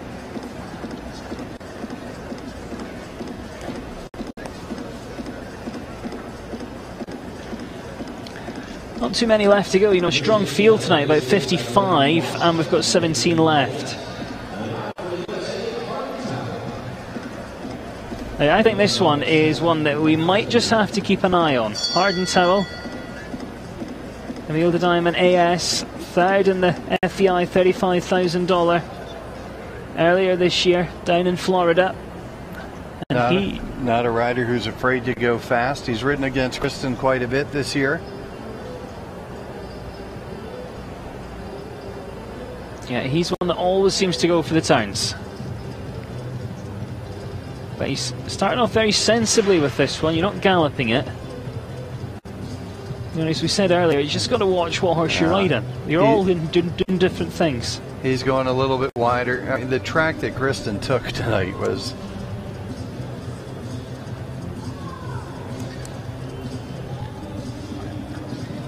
Do you think with such a lead, there's ever an occasion where the riders are going to come in and actually think, right, we're going for second or third? Like, we're not going to overcook our horses? Well, I mean, the one thing is they do have to come back and go on Saturday night. And if you go out there and fly around, it's hard to, you know, now come back in when the jumps go up another notch and they're that much wider to get your horse to get back into jumping a course where you're on a different type of thing. You're trying to jump clear as versus fast and clear. He's giving a little touch coming in through that ox there. Oh, come on, Harden. And the last. Of the last. I don't know what's more frustrating, having the first or having the last. But he's had the final fence tonight. He finishes on 4, 67.72. Yeah, Oscar really has kind of... There is no easy spot on this course. There is no place where you can take a breath or do it. You have to ride the entire track around. You can't let down if you're going to win. I think everyone knows who's leading. Kristen van der Veen, she's been up there for so long. 54.77. Eric Nabay second. Jen Gates in third. Emily Moffat next, representing Great Britain these days. Hilfinger van der Elmonhove. Oh, Kristen leading by just over 7 seconds. Just over. I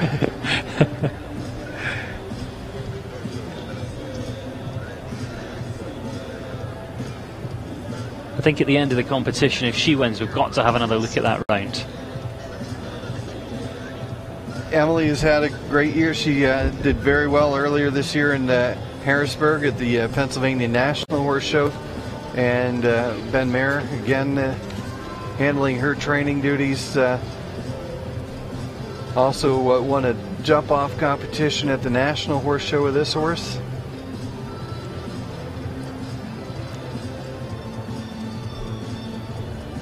Laura Maltsby says everything in jumpers is dressage apart from the jump. The rest of the flat is dressage. Just got in a little too deep to the culvert wall, kind of peeked down. I think what Lauren was saying there is absolutely right, and all the top riders will spend so much time on the flat. So rideability is on a course like this is so important. You have to be able to have them go forward right when you want, come back just when you need them, and that dressage and flat work is the way you get it done.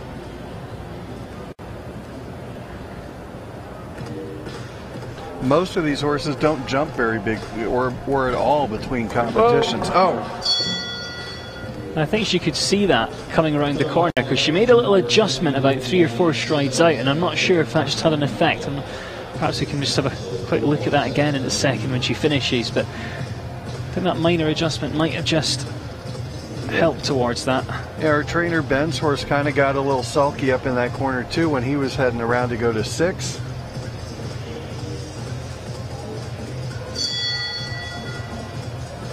Well, the tone sounding that the fence is rebuilt, and she picks up her gallop.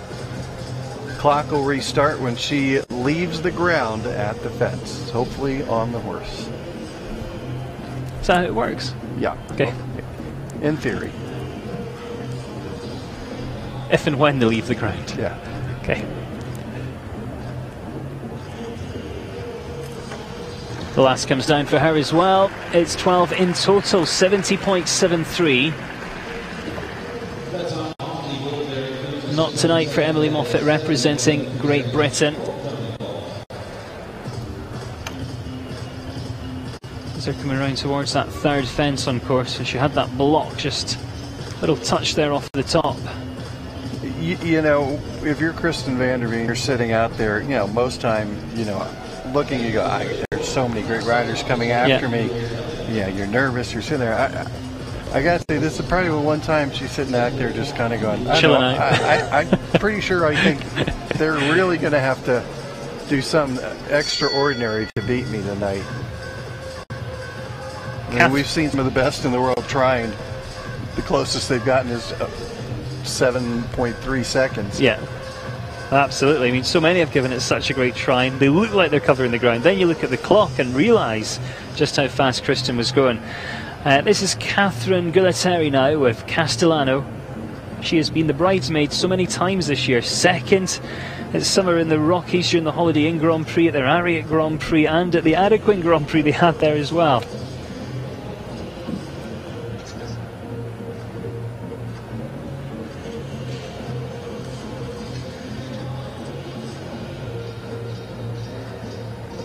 She rides with really long reins.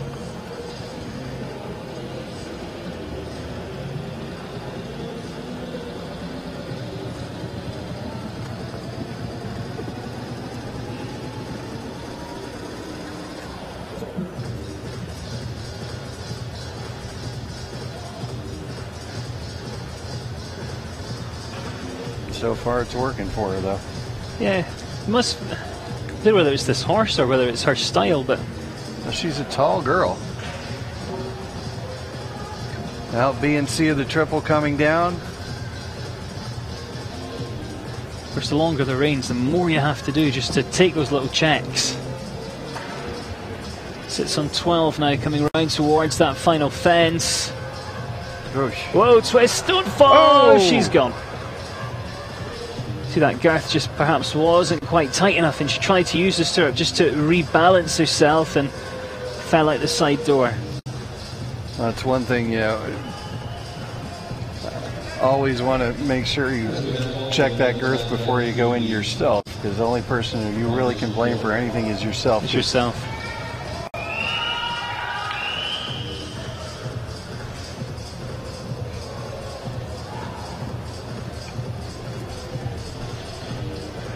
Well, we can see the ring crew, who are absolutely fantastic here, just trying to calm the horse down a little bit, and of course with them being... Well, the saddle hanging off the side of it, and so the stirrups kind of hitting it in the legs. Yeah, that flight and sink kind of kicks in. And it'll almost feel like there's something chasing him with yeah, that stirrup banging around.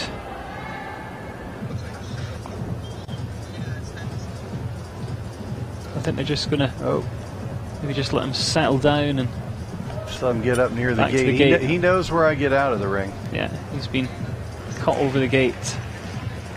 which is great to see.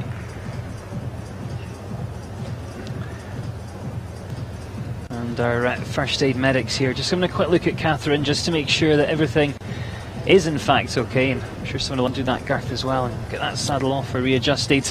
Let's take a quick look though at our leaderboards as things stand. Kristen van der Veen, as we know, set things alight here tonight. 54.77 remains the challenge and the time to be beaten. Eric Neve sitting in second, 61.83, and Jen Gates is currently in third, 63.50. We've got 7 clears in total, about 13 or 14 combinations left to go. And Simone Bossman is asking a question, because we saw Emily Moffat 1 or 2 ago, and of course she's got a bit of an American accent, but she rides for Great Britain. So Simone's asking, how do riders end up representing countries they aren't from? Well, one of her parents is from Great Britain, so she has dual citizenship, so she can elect which Guy Thomas's mother is American and father is from New Zealand. So it's family connections. Yeah. There you go. Question answered. If you've got any other questions that you want to ask, do get involved with the conversation if you are watching on Facebook Live. Rebecca Gowdy says insomnia is better with horses. Now there you see Kristen van der Veen in the lead, Eric Neve, Jen Gates. Those are your top 3. 54.77 is still that time to catch.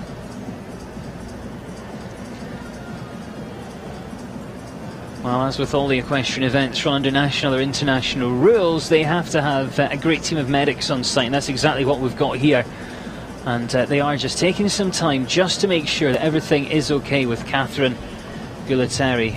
Of course, she jumped the last and tried to rebalance herself with her stirrup, and the saddle slipped round, and unfortunately she came off. It was really important, of course, just to take all the necessary precautions, and we will keep you up to date with Catherine's progress. But the medics are there, they're going to just check her over, make sure everything is okay, and then we're going to see about another 14 combinations coming forwards here in this one-round competition directly against the clock. And of course this just one of the many competitions we see here, because we don't just have international sport at the Las Vegas National Horse Show, we've also got many national competitions and also series finals as well, because we saw the Markel last night and we've got the under-25s tomorrow.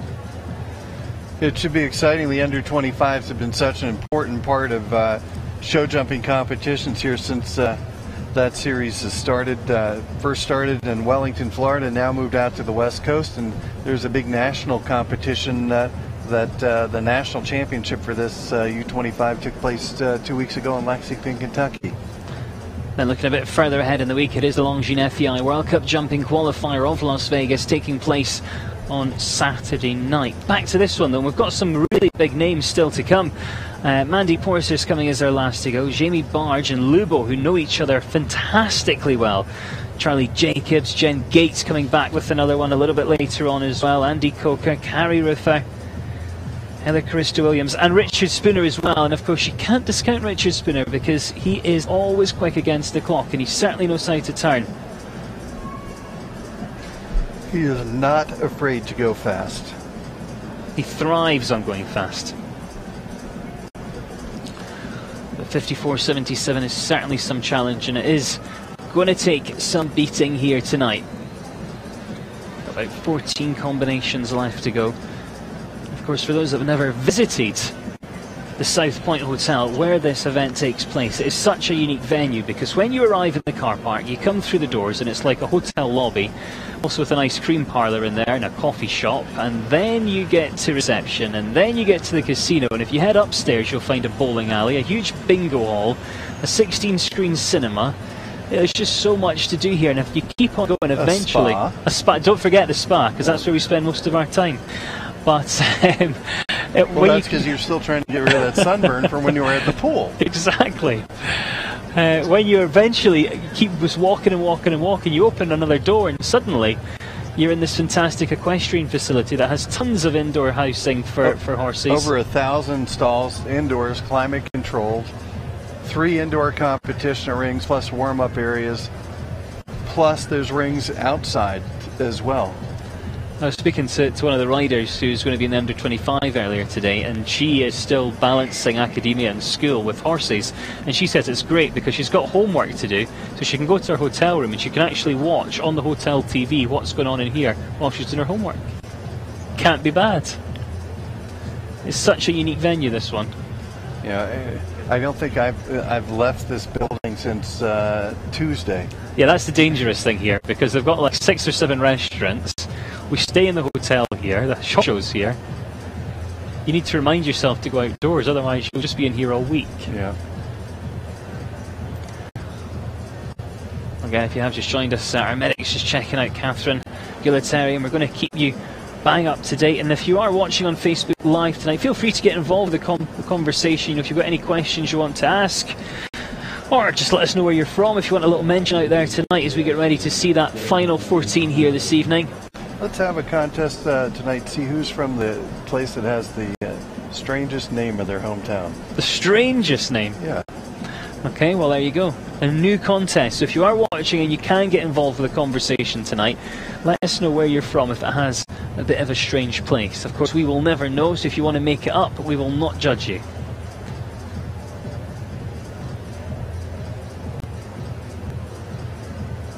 Definitely far from over here tonight, though, as we get ready to pick up the action again in just a couple of minutes.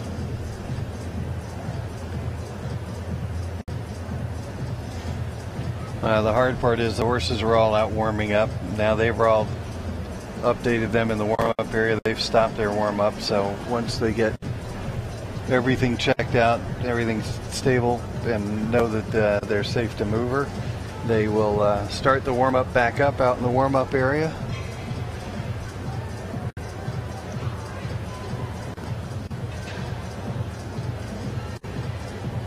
See, the medics here and the ring crew do such a tremendous job, and it's great to have them all just on hand and ready to go.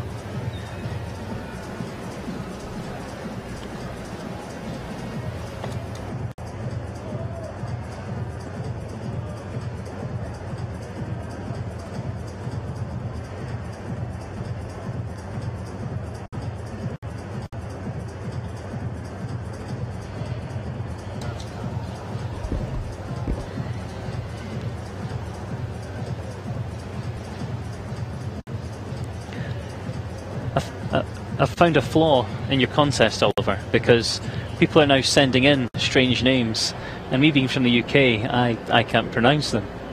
So there's a bit of a flaw in your contest. Bonsall I can do. Lehigh Valley, that isn't a strange name. Rosanki? Okay, that one's pretty good.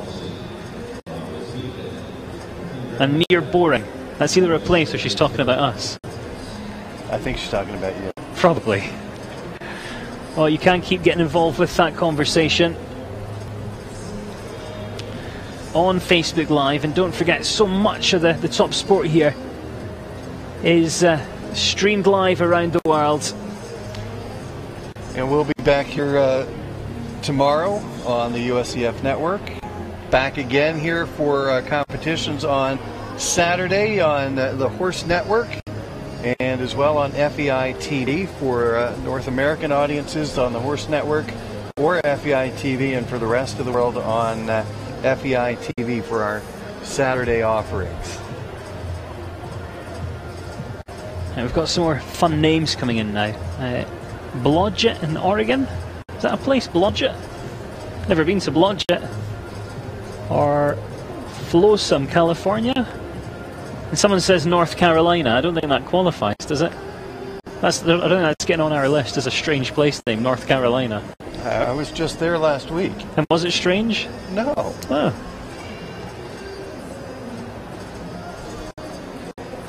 San Marvelous. That's somewhere I should live. I'd like to live in San Marvelous.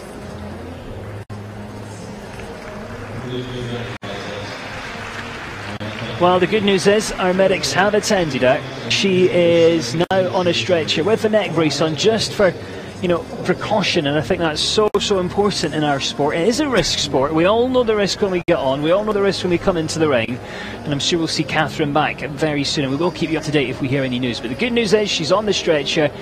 She has been stabilised, and our medics are taking the very best care of her. So we're going to be picking up the action again in just a couple of minutes' time. Another quick recap as well if you've just joined us. We know Kristen van der Veen set things alight earlier, 54.77. Eric Neve of France currently sits in second place, 61.83. And it is Jennifer Gates in third, 63.50. 72 seconds time allowed tonight, but they know if they want to get anywhere close to the top, they really are going to have to pull out all the stops.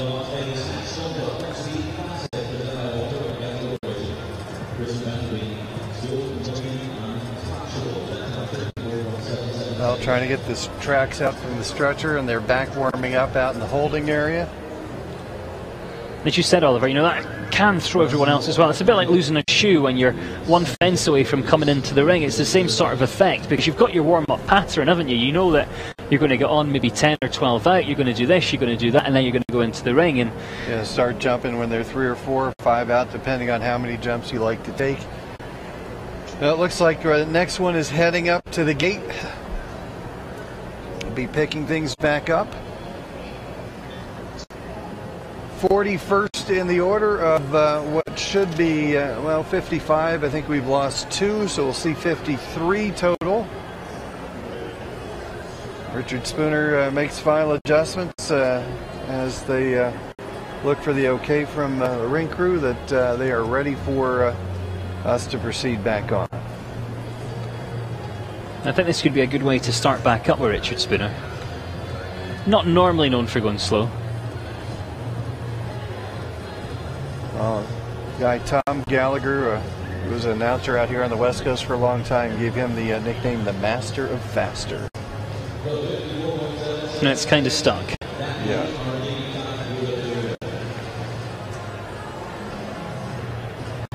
Well, let's get back underway. Let's pick up the action once again. Arthur Czar, Richard Spooner comes forward next to go as we pick up the action once again here in this competition.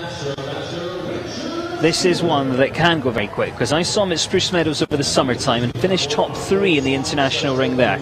That was against the clock in a table C, one of those faults converted to time competitions. Namlasar the sire, or Murmasar the sire on the dam side.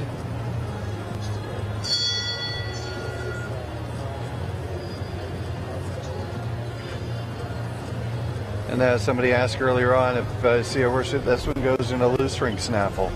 You know. Quite a few of these horses go in really simple tack. But it's really whatever works. I mean, we've seen a simple egg butt snaffle. We've seen here this loose ring. We've seen a more of a bit with a bit more of a shank, more of a balancing bit. All right, he's opening it up right off the bat. Well, here we go. We are back underway here. Oh, second jump down, just rolls it off. Not like that horse at all. No. Well, he is taking a shot. You know, the pressure's been applied, hasn't it? Yeah, I mean, the one thing that Kristen has done is he is forcing them to not. There is nowhere. If they're going to beat her, they cannot let up at any part of this course. Really took a slice there over 6, 7. He's kind of riding the same track that she rode.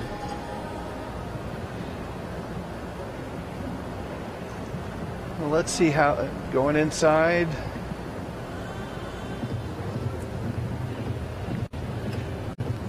Time-wise, he's not too far away. No, but look at it. He's still at 54, and he was really riding at it the whole way. He never let up. That just shows you how fast Kristen van der Veen was. 58.31. He has the 4. He is the fastest of the 4 falters, so that means it's into 8th place. Into 8th. Richard Spooner of the United States of America. If that rail had stayed up, he would have been into 2nd. So great try from him. Corlan Boven says she loves simple tack. Jamie Crow-Jones agreeing, saying sometimes less is more. And Rebecca Gowdy's horse loves loose rings, which is great to know. Hello, Krista Williams now. Kavita Song Z, 7th in the $86,000 Challenge Cup earlier this year in Florida. We've seen her in the Great American Grand Prix at the Isle of New York horse shows. She was top 6 then as well. Hello, Krista Williams. Next to go for the USA. Horse owned by Heather's father and mother, Ralph and Holly Caristo. Ralph just judged the clay finals 2 weeks ago in Lexington, Kentucky. Heather, one of those riders who loaded up the horse onto that plane, flew him out here, landed on Tuesday.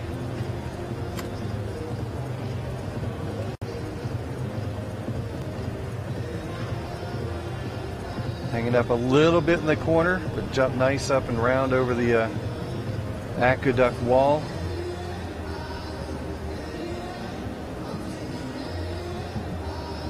She really just balloons over and hangs a little bit through the air. You can see her just having to adjust a little bit more than some of the other riders have. Well, jumping clear, but the hang time.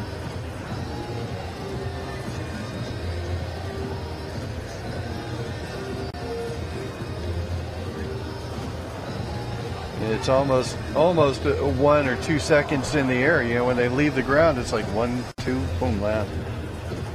For most of them, that can't be. And she's still on a pretty quick pace, even with the hang time.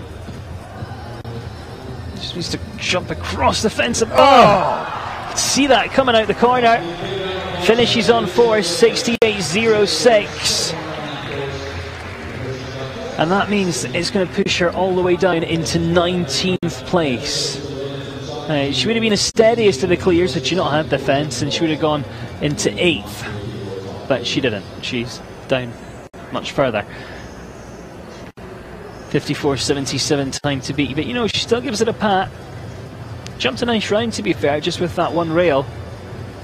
Heather's been doing really well riding for the U.S. teams last summer, and as well taking a lot of international competitions this year with her horses all around the U.S. and taking some European trips as well.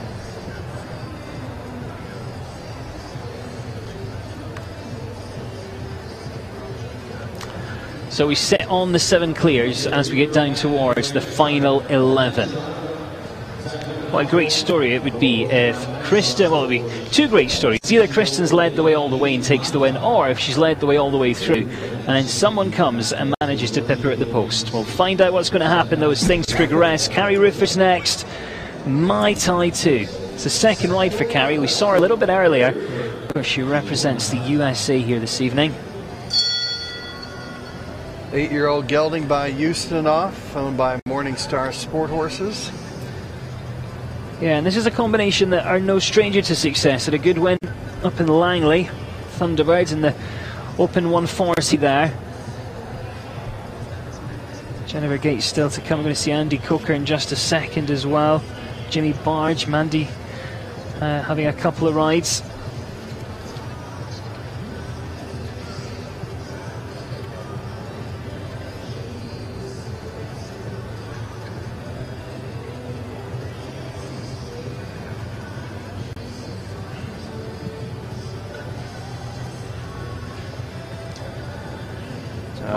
Just going more for a casual ride here around. But if you go for a steady one now, you still, if you can go clear, you can still get a check. Yeah, any clear at the moment would go top 10, going to 8.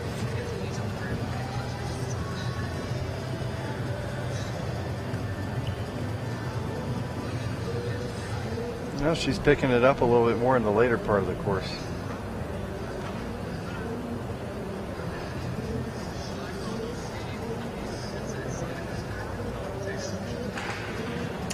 Yeah.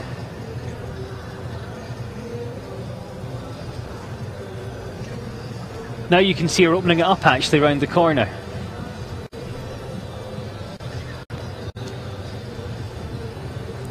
So comes in on the 4 fault, a little bit wide round that corner, but jumps it nicely, 62.44 to finish on 4 and goes into 10th place, 3rd fastest of the 4 faulters.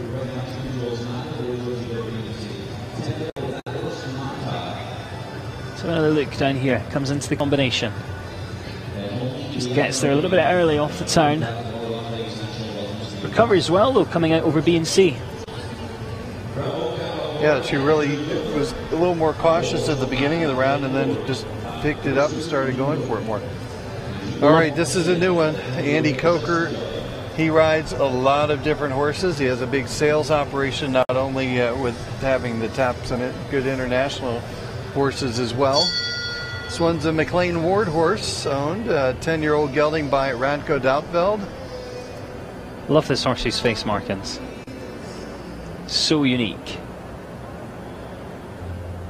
He was pretty quick on his first horse, not clear, but quick.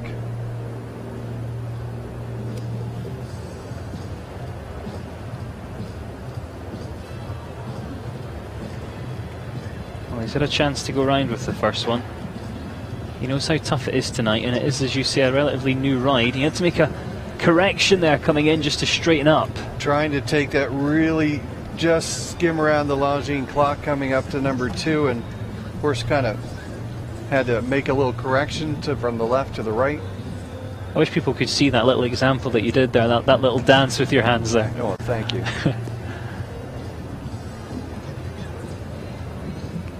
Well, he's already on 12.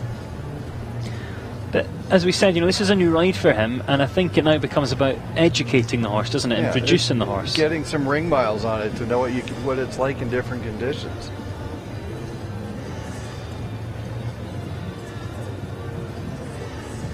Comes through the combination there.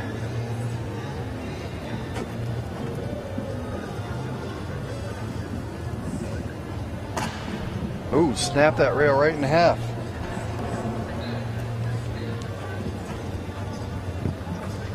And the last one down also. He'll finish on 24 faults. Yeah, not the night he wanted. Andy Coker there, 68.08, and finishes on 24. But someone complimenting him on his orange stirrups, which are rather unique. Free jump safety stirrups. Smashes that pole.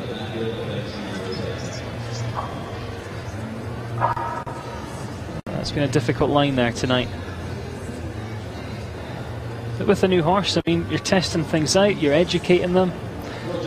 And we're back to Jen Gates. It's a horse called Alex. This is a 13-year-old horse, Jen, who won the under-25 at the National Horse Show. Well, right now, she's sitting in third on her first mount. 63.5 was her time there. Alex, a 13-year-old gelding owned by the Copernicus Stables. By Arpeggio. It's an old ride of Audrey Coulter. She's just memorising that course again, just having a quick look around, perhaps having a look at some of those turns as well. Had a great national horse show with this horse, Alex, where they won the overall title in the U25 championships.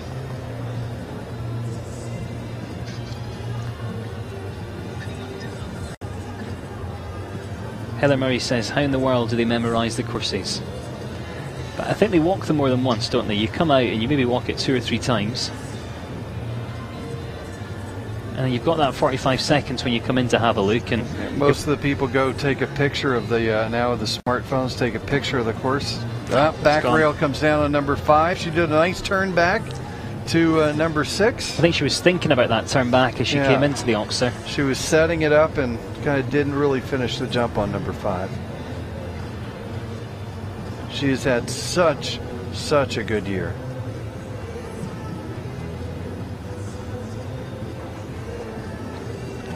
Caroline Leacher says, I love it when horses have simple show names. So do we. So do we. Oh, you don't know how much we love it. No, Rosie says, such a great little rider. Jen really is. She's got great natural feel, great ability, really nice string of horses. And tonight, just 4 faults and a good time. And she's the only, the third rider, I think, that's broken the 50-second, fourth rider who's broken the 60-second mark. Yeah, the time was good enough for second, but with the rail, pushes her down into 9th. So still within that top 10. Doesn't take much to drop that back bar, and you could see that left-handed turn that she was attempting there. Ali Leopold. CDN. First of 9 left to go, or 8 left now after this. The good 140 win at Sacramento, and of course comes from a a family that really is steeped in horses. 10-year-old mare by Solano, owned by Foundation Farms. And another name we can pronounce, CDN. Why don't we just abbreviate them all? Right.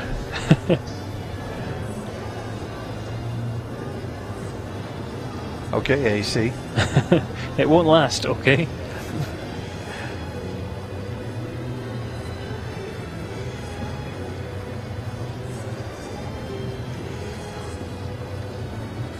Well, she's going to run out her time. She's got one left, and now the time has started before she even gets to the start line.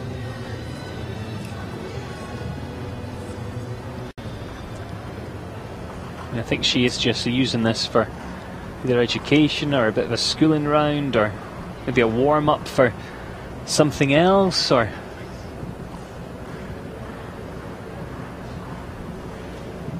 Yeah, she went over the line.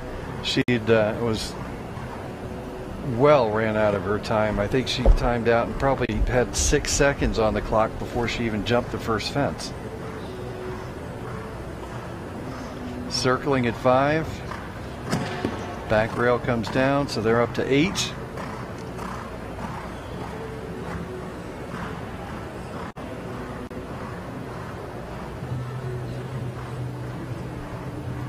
Kristen van der Veen leads, Eric Neve second, and Jen Gates in third. 54.77 to beat. If you've just joined us, it's going to take some beating.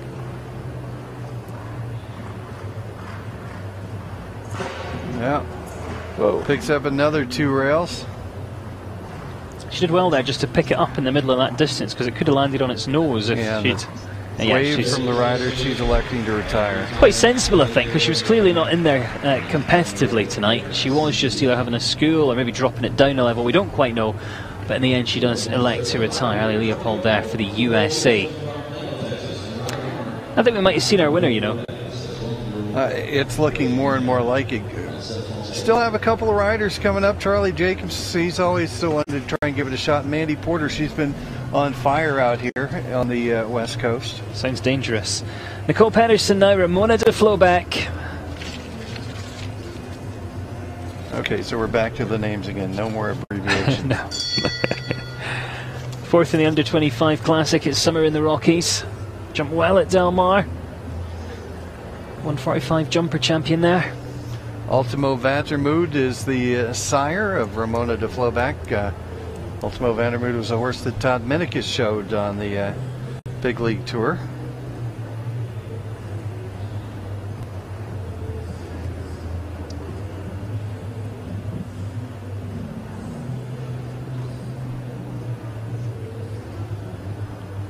Added strides up there, and that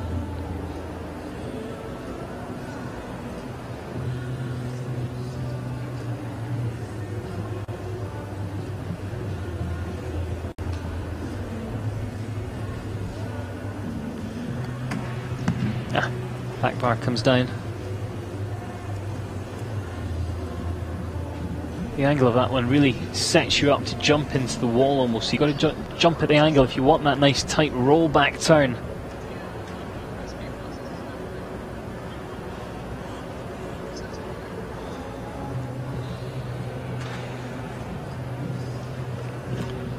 picking up another B of the front rail of B of the triple comes down.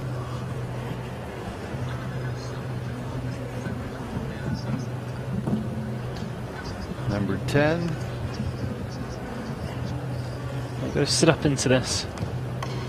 And they take down another 16 total. 67.43 is the time there for Nicole Pedersen, Ramona de Flowback. Of course, that goes out of the qualification spot. Have another look here. She comes off that. You know, she's just thinking about the straightness there as that back rail comes down. Just over a handful left to come forward now.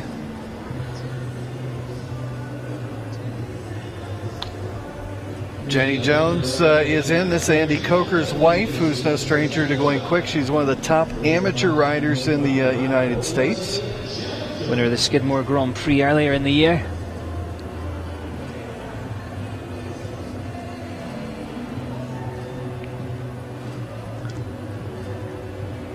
down to that final few.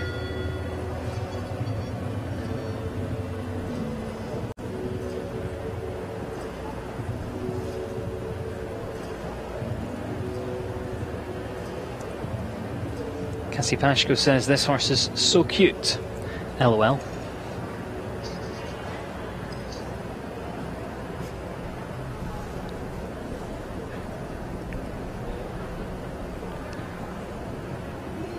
Well, she makes her way round towards the start, using that 45 seconds almost to the max.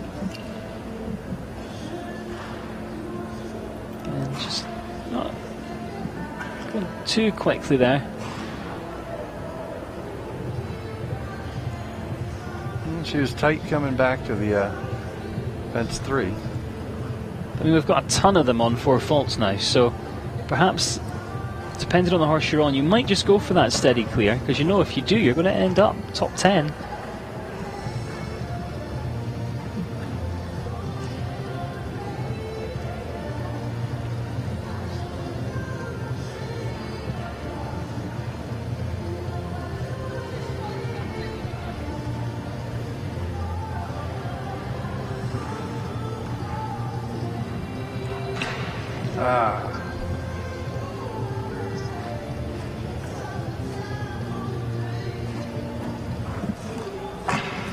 Back bar comes down there, she's readjusting in there.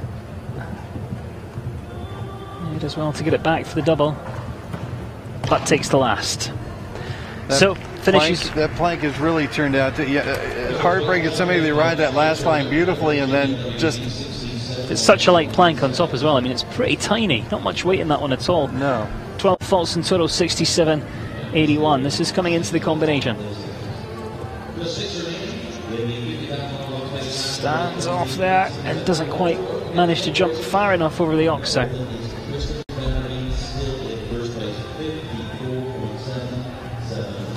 A few quick ones still to feature though. Charlie Jacobs, this is one that you mentioned earlier. Ksenia S. Combination that was part of the team that took the gold medal for Team USA in the Nations Cup at Spruce Meadows during their Masters tournament in September. Charlie's father was just inducted into the National Hockey League's Hall of Fame just a couple of nights ago. Charlie's the president of the Boston Bruins hockey team.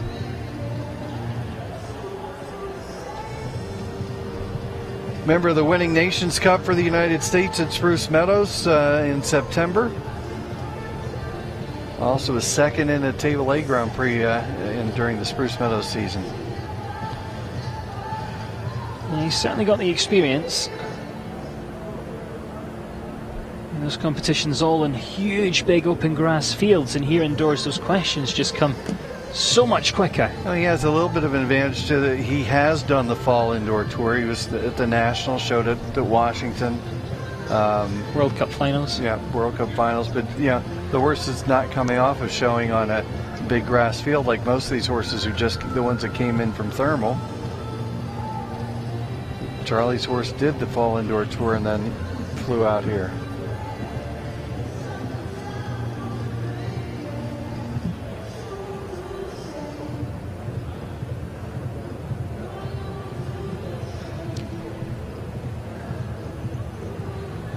We've got a huge debate going on Facebook Live about ponytails. Are they good to see? Should they be hidden away? You got any opinions on ponytails? In the jumper ring, it's not too bad. In the hunter equitation ring, no. And I think that's maybe why there are so many strong opinions on it over here, because in Europe we see it so much because we don't really have equitation or hunters. Let's have a look at this final fence. A really nice round there from Charlie. 68.36 is the time. He will go into 8th place at the moment for the USA. Charlie Jacobs there. Now, he is the steadiest of the clears, but I think personally that's good tactics tonight. Go for the steady one. Right now, I mean, if that's the horse that you're going to be doing in the Grand Prix in the World Cup class on Saturday night, I don't know if I'd want to take my horse that fast unless I'm giving up the World Cup. But Kristen's horse, goes fast. It travels fast normally anyways. Yep. And I've seen it go and do a speed class and do that, win, and then come back and jump and win the Grand Prix too in a 4- and 5-star level class. So you can get a little sneaky peek there backstage. You could just see the warm-up in the background, and of course the stewards there, the FEI stewards, just out there making sure everything is absolutely fair. And as each of these combinations go out, they actually go into boot check. Like a little side room there, and the stewards just take the boots off, have a look at the horse's legs, have a look at the sides. You know, the welfare of the horse in this sport really is such a major consideration. There's the leaderboard as things stand. Kristen van der Veen, she is still up at the top. Look at that time. Bit of a show off. 54.77 at the top. Eric Neve second, Jen Gates in third place. It's kind of like running up the score. Yeah. Peter Pechnik comes back. Conspirit this time, an 11-year-old by consent. So on a series final here in Vegas back in 2015 on another horse. Natalie Cooper used to have this one.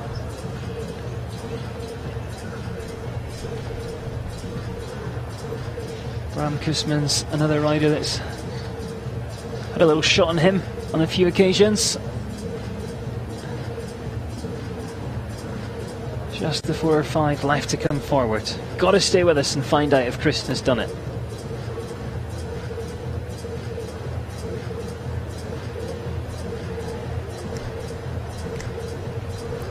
Ashley Bond says it's a great course and so sad she's not here. Get on a plane, Ashley, and come and join us.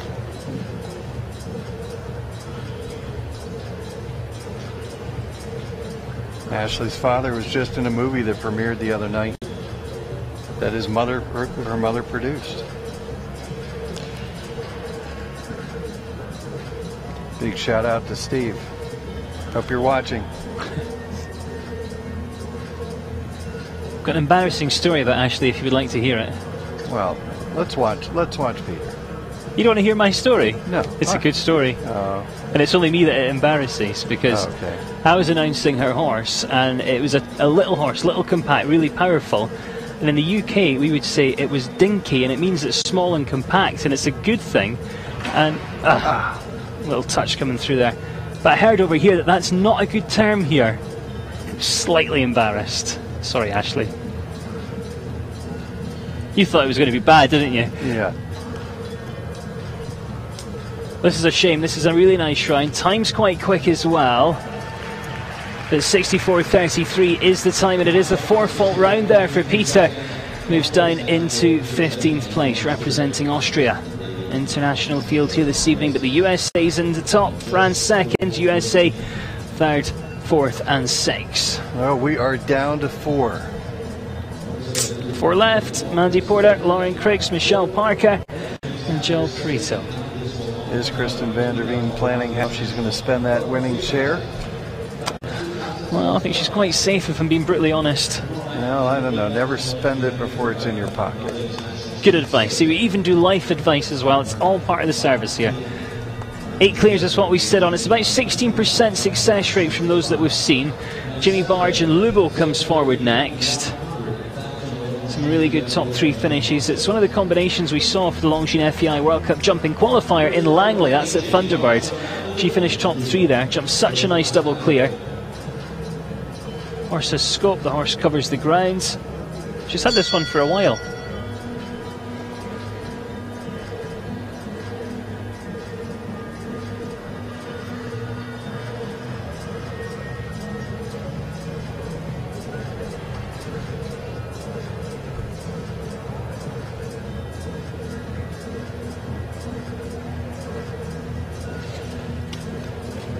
Twelve-year-old by Lord Pezzi out of the Staccato mare.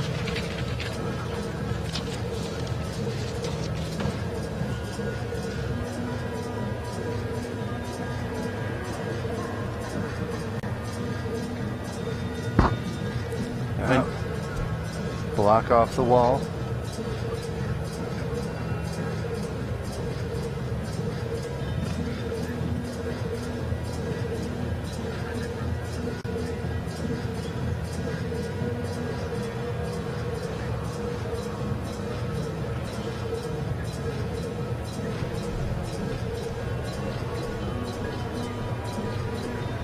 This is a horse that she thinks so much of.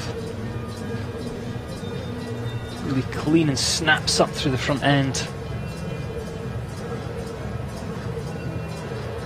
It just shows you how quick she's at 54, and that's where Kristen ended up. And she had 4 jumps to go. Kristen was celebrating by then.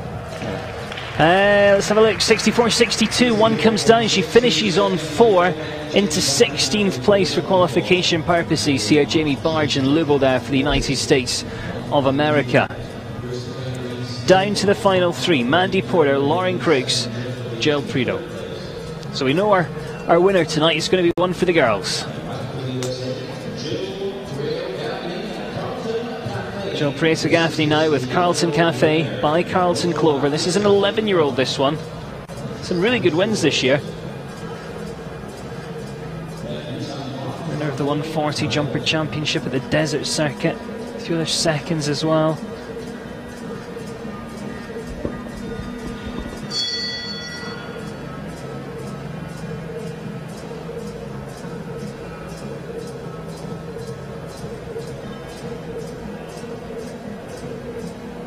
Jill's ridden on the West Coast mainly when she began her career, did the equitation with Karen Healy. Then came over to the East Coast, rode some horses for St. Bride's Farm, and was around the Virginia area, now back here on the West Coast.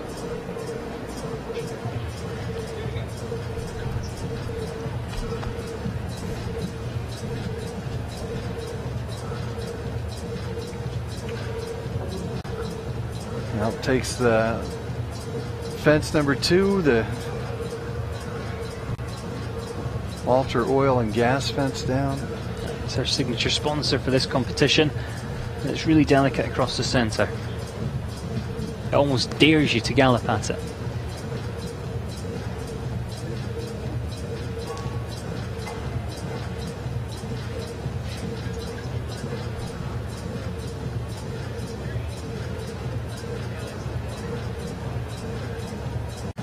Jumping a sterling round other than that fence though. Just taking a quiet check here and there, bringing it back on its hocks.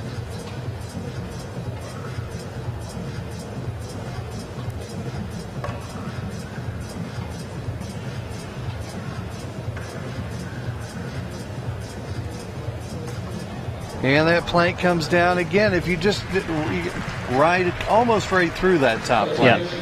That top plank is maybe 5 inches, about a 2x6 across the top of there. Finishes on 8, 64-41. See, she's really just trying to help lift it off the ground there, but not high enough. Finishes on 8, faults there. 2 left to go. Mandy Porter and first Lauren Crooks. Lauren with Valentino. This is an 8-year-old, just a young horse, this one. Derek Kenny used to ride this horse. New mount for Lauren. Second ride for her in this competition tonight.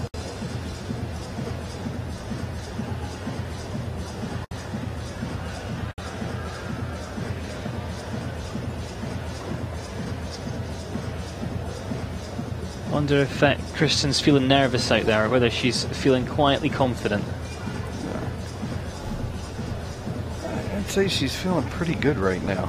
Yeah, I would think so.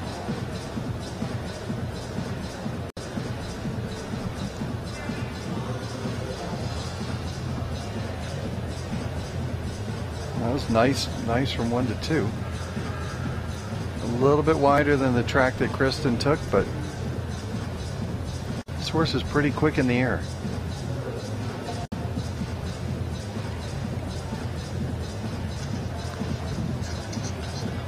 Now Kristen was tighter there. I tell you, probably the best turn I saw back from 5 to 6 was the turn that Jen Gates did.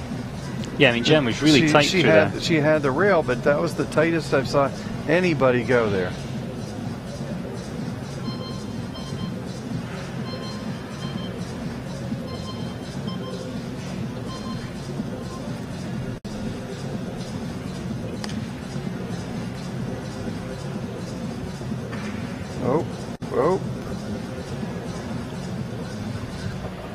That last one again.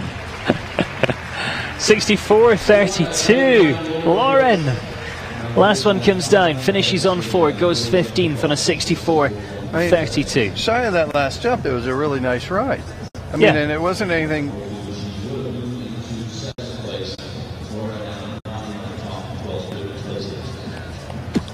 Nice round there. Just 4. Guaranteed, though, a qualification.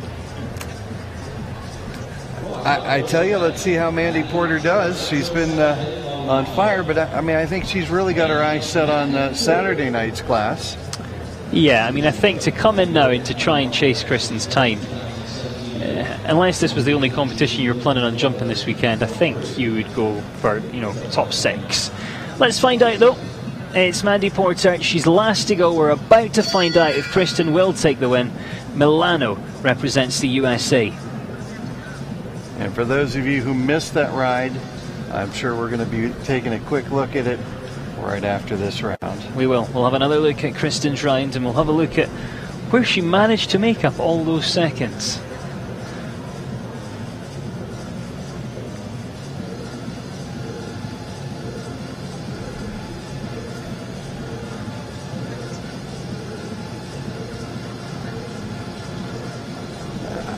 I think every single fence on this course has come down at least once tonight, and that is a true testament to the job that Oscar has done. After seeing this course tonight, I can't wait to see what he has in store for Saturday. Yeah, the World Cup qualifier.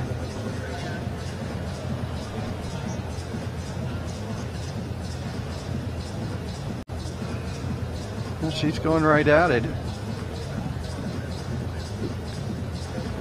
Just keeps up this pace, she'll definitely go top 6. Yeah.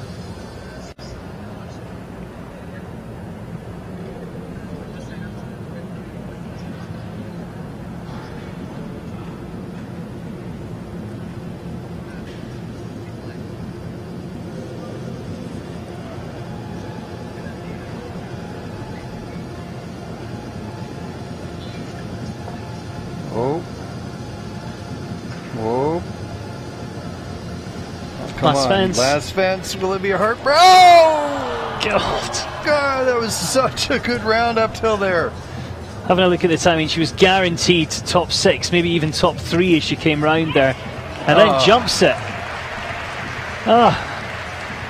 That's the roller coaster of the world of show jumping right there.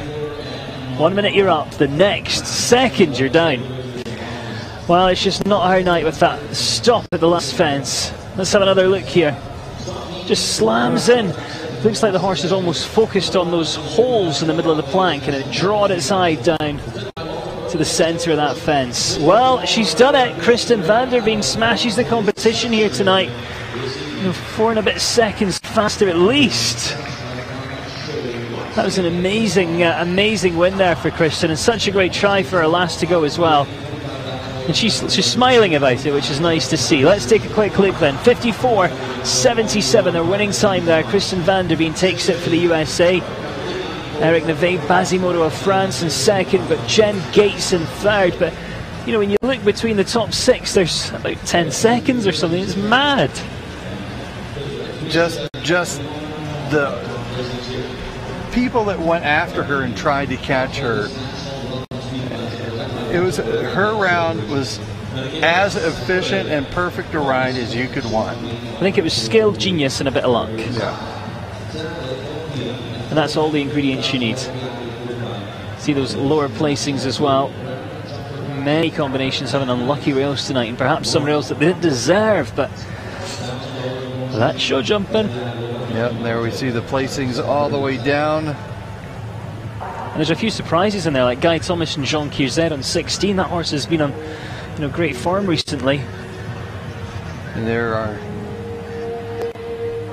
are your final standings, and I know people have been waiting to see this ride for a while.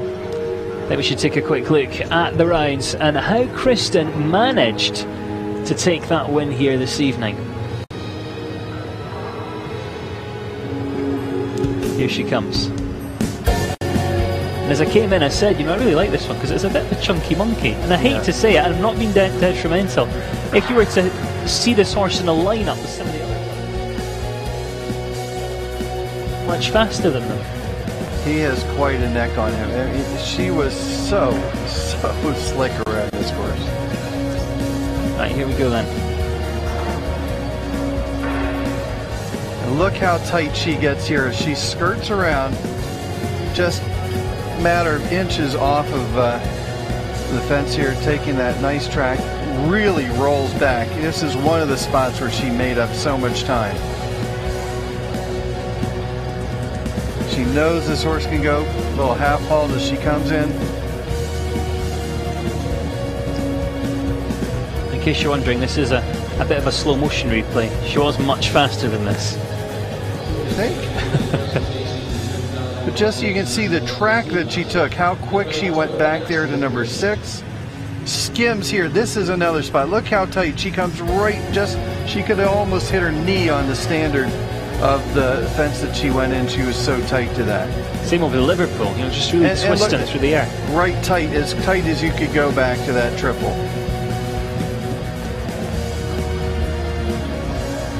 As soon as she lands there, she's right on it, left leads, round the corner.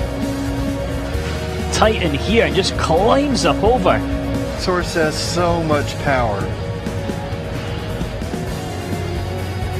And comes round to the fence. It caused issues for so many. You can see her, as soon as she lands, she's overjoyed. Yeah, that was an amazing ride.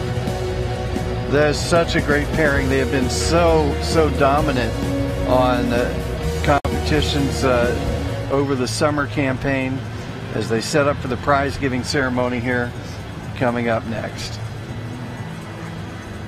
Well, we hope that you've enjoyed the competition as much as we have, and don't forget to keep checking out all the extensive coverage that's available throughout the weekend, and of course joining us for an FEI TV for the Longines FEI World Cup Jumping Qualifier on Saturday. That's the big one of the week. I've been Adam Cromarty, sitting alongside Oliver Kennedy here this evening. Have a great evening, and we'll see you back here very, very soon.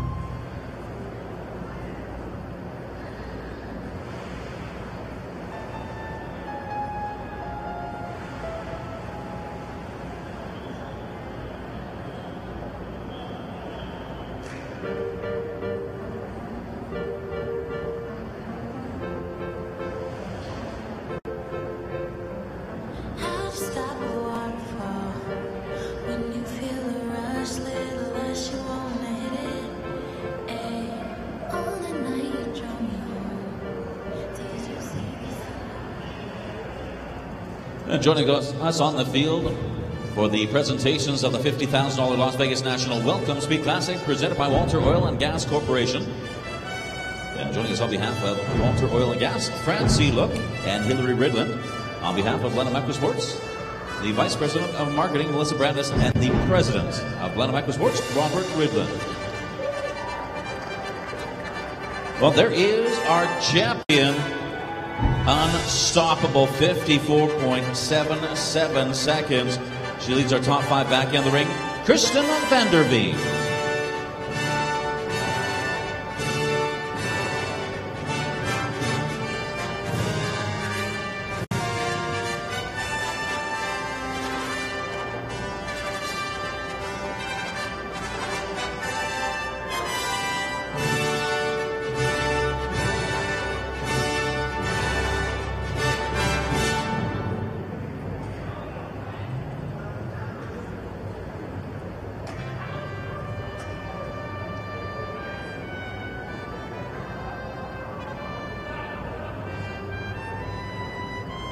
There is our champion once again, Kristen Vanderveen, and her multiple runs, Faustino Duttilli. Ladies and gentlemen, in order to honor our champion, we would ask you to please rise for the playing of the national anthem of the United States of America.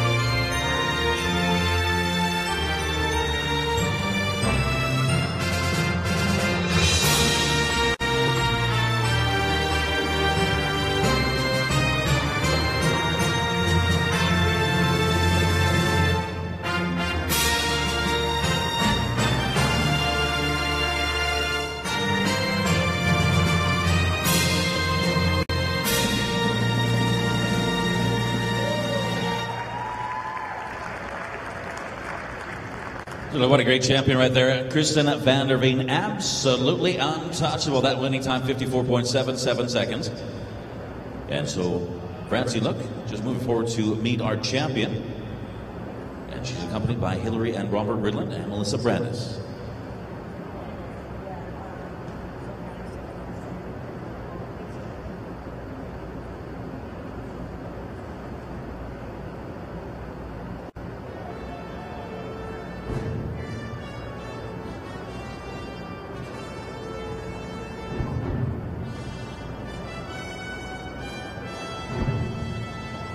And we'll have the official photograph taken with the 2017 champion of the $50,000 Las Vegas National Welcome Speed Classic, presented by Walter Oil and Gas Corporation, Kristen Vanderveen. Now the horse owned by Bull Run Jumpers 6.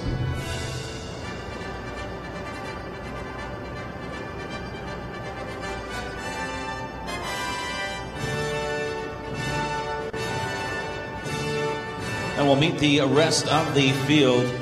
In second place, the rider from France, Eric Nave. Eric Nave aboard Basimoto.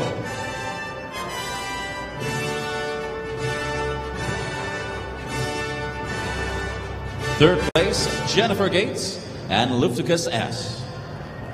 Well, Jennifer, in fact, getting two prizes. She's also going to take home 10th place aboard Alex.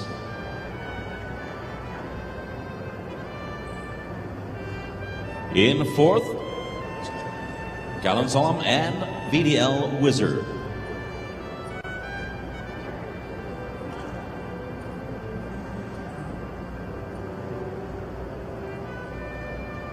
Brings us to fifth, and the rider from Colombia, John Perez, aboard Utopia.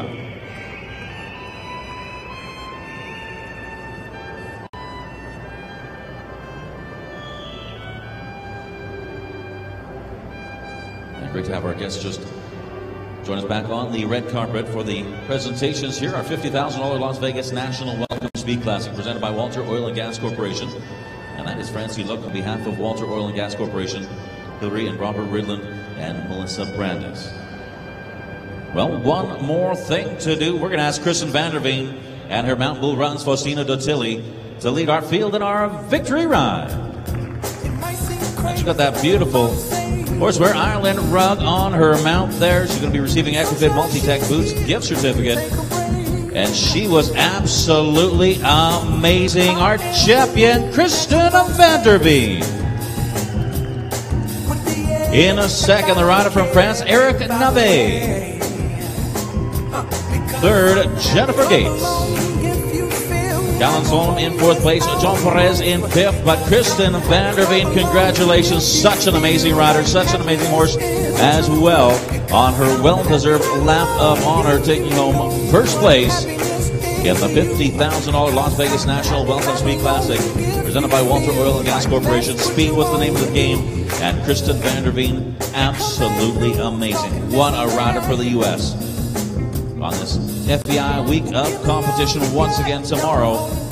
Well, tomorrow at 5 p.m., the interactive Mortgage Under 25 Developing Rider Series, that finals at 6:30. We're going to start with the lead line and then the $40,000 Meter 35 Las Vegas National Speed Stake. Saturday, this is the place you want to be, as Saturday night, the $100,000 Longines FEI World Cup Jumping in Las Vegas. On behalf of Echo Sports, all of our wonderful sponsors, thank you so much for joining us. We're going to see you tomorrow.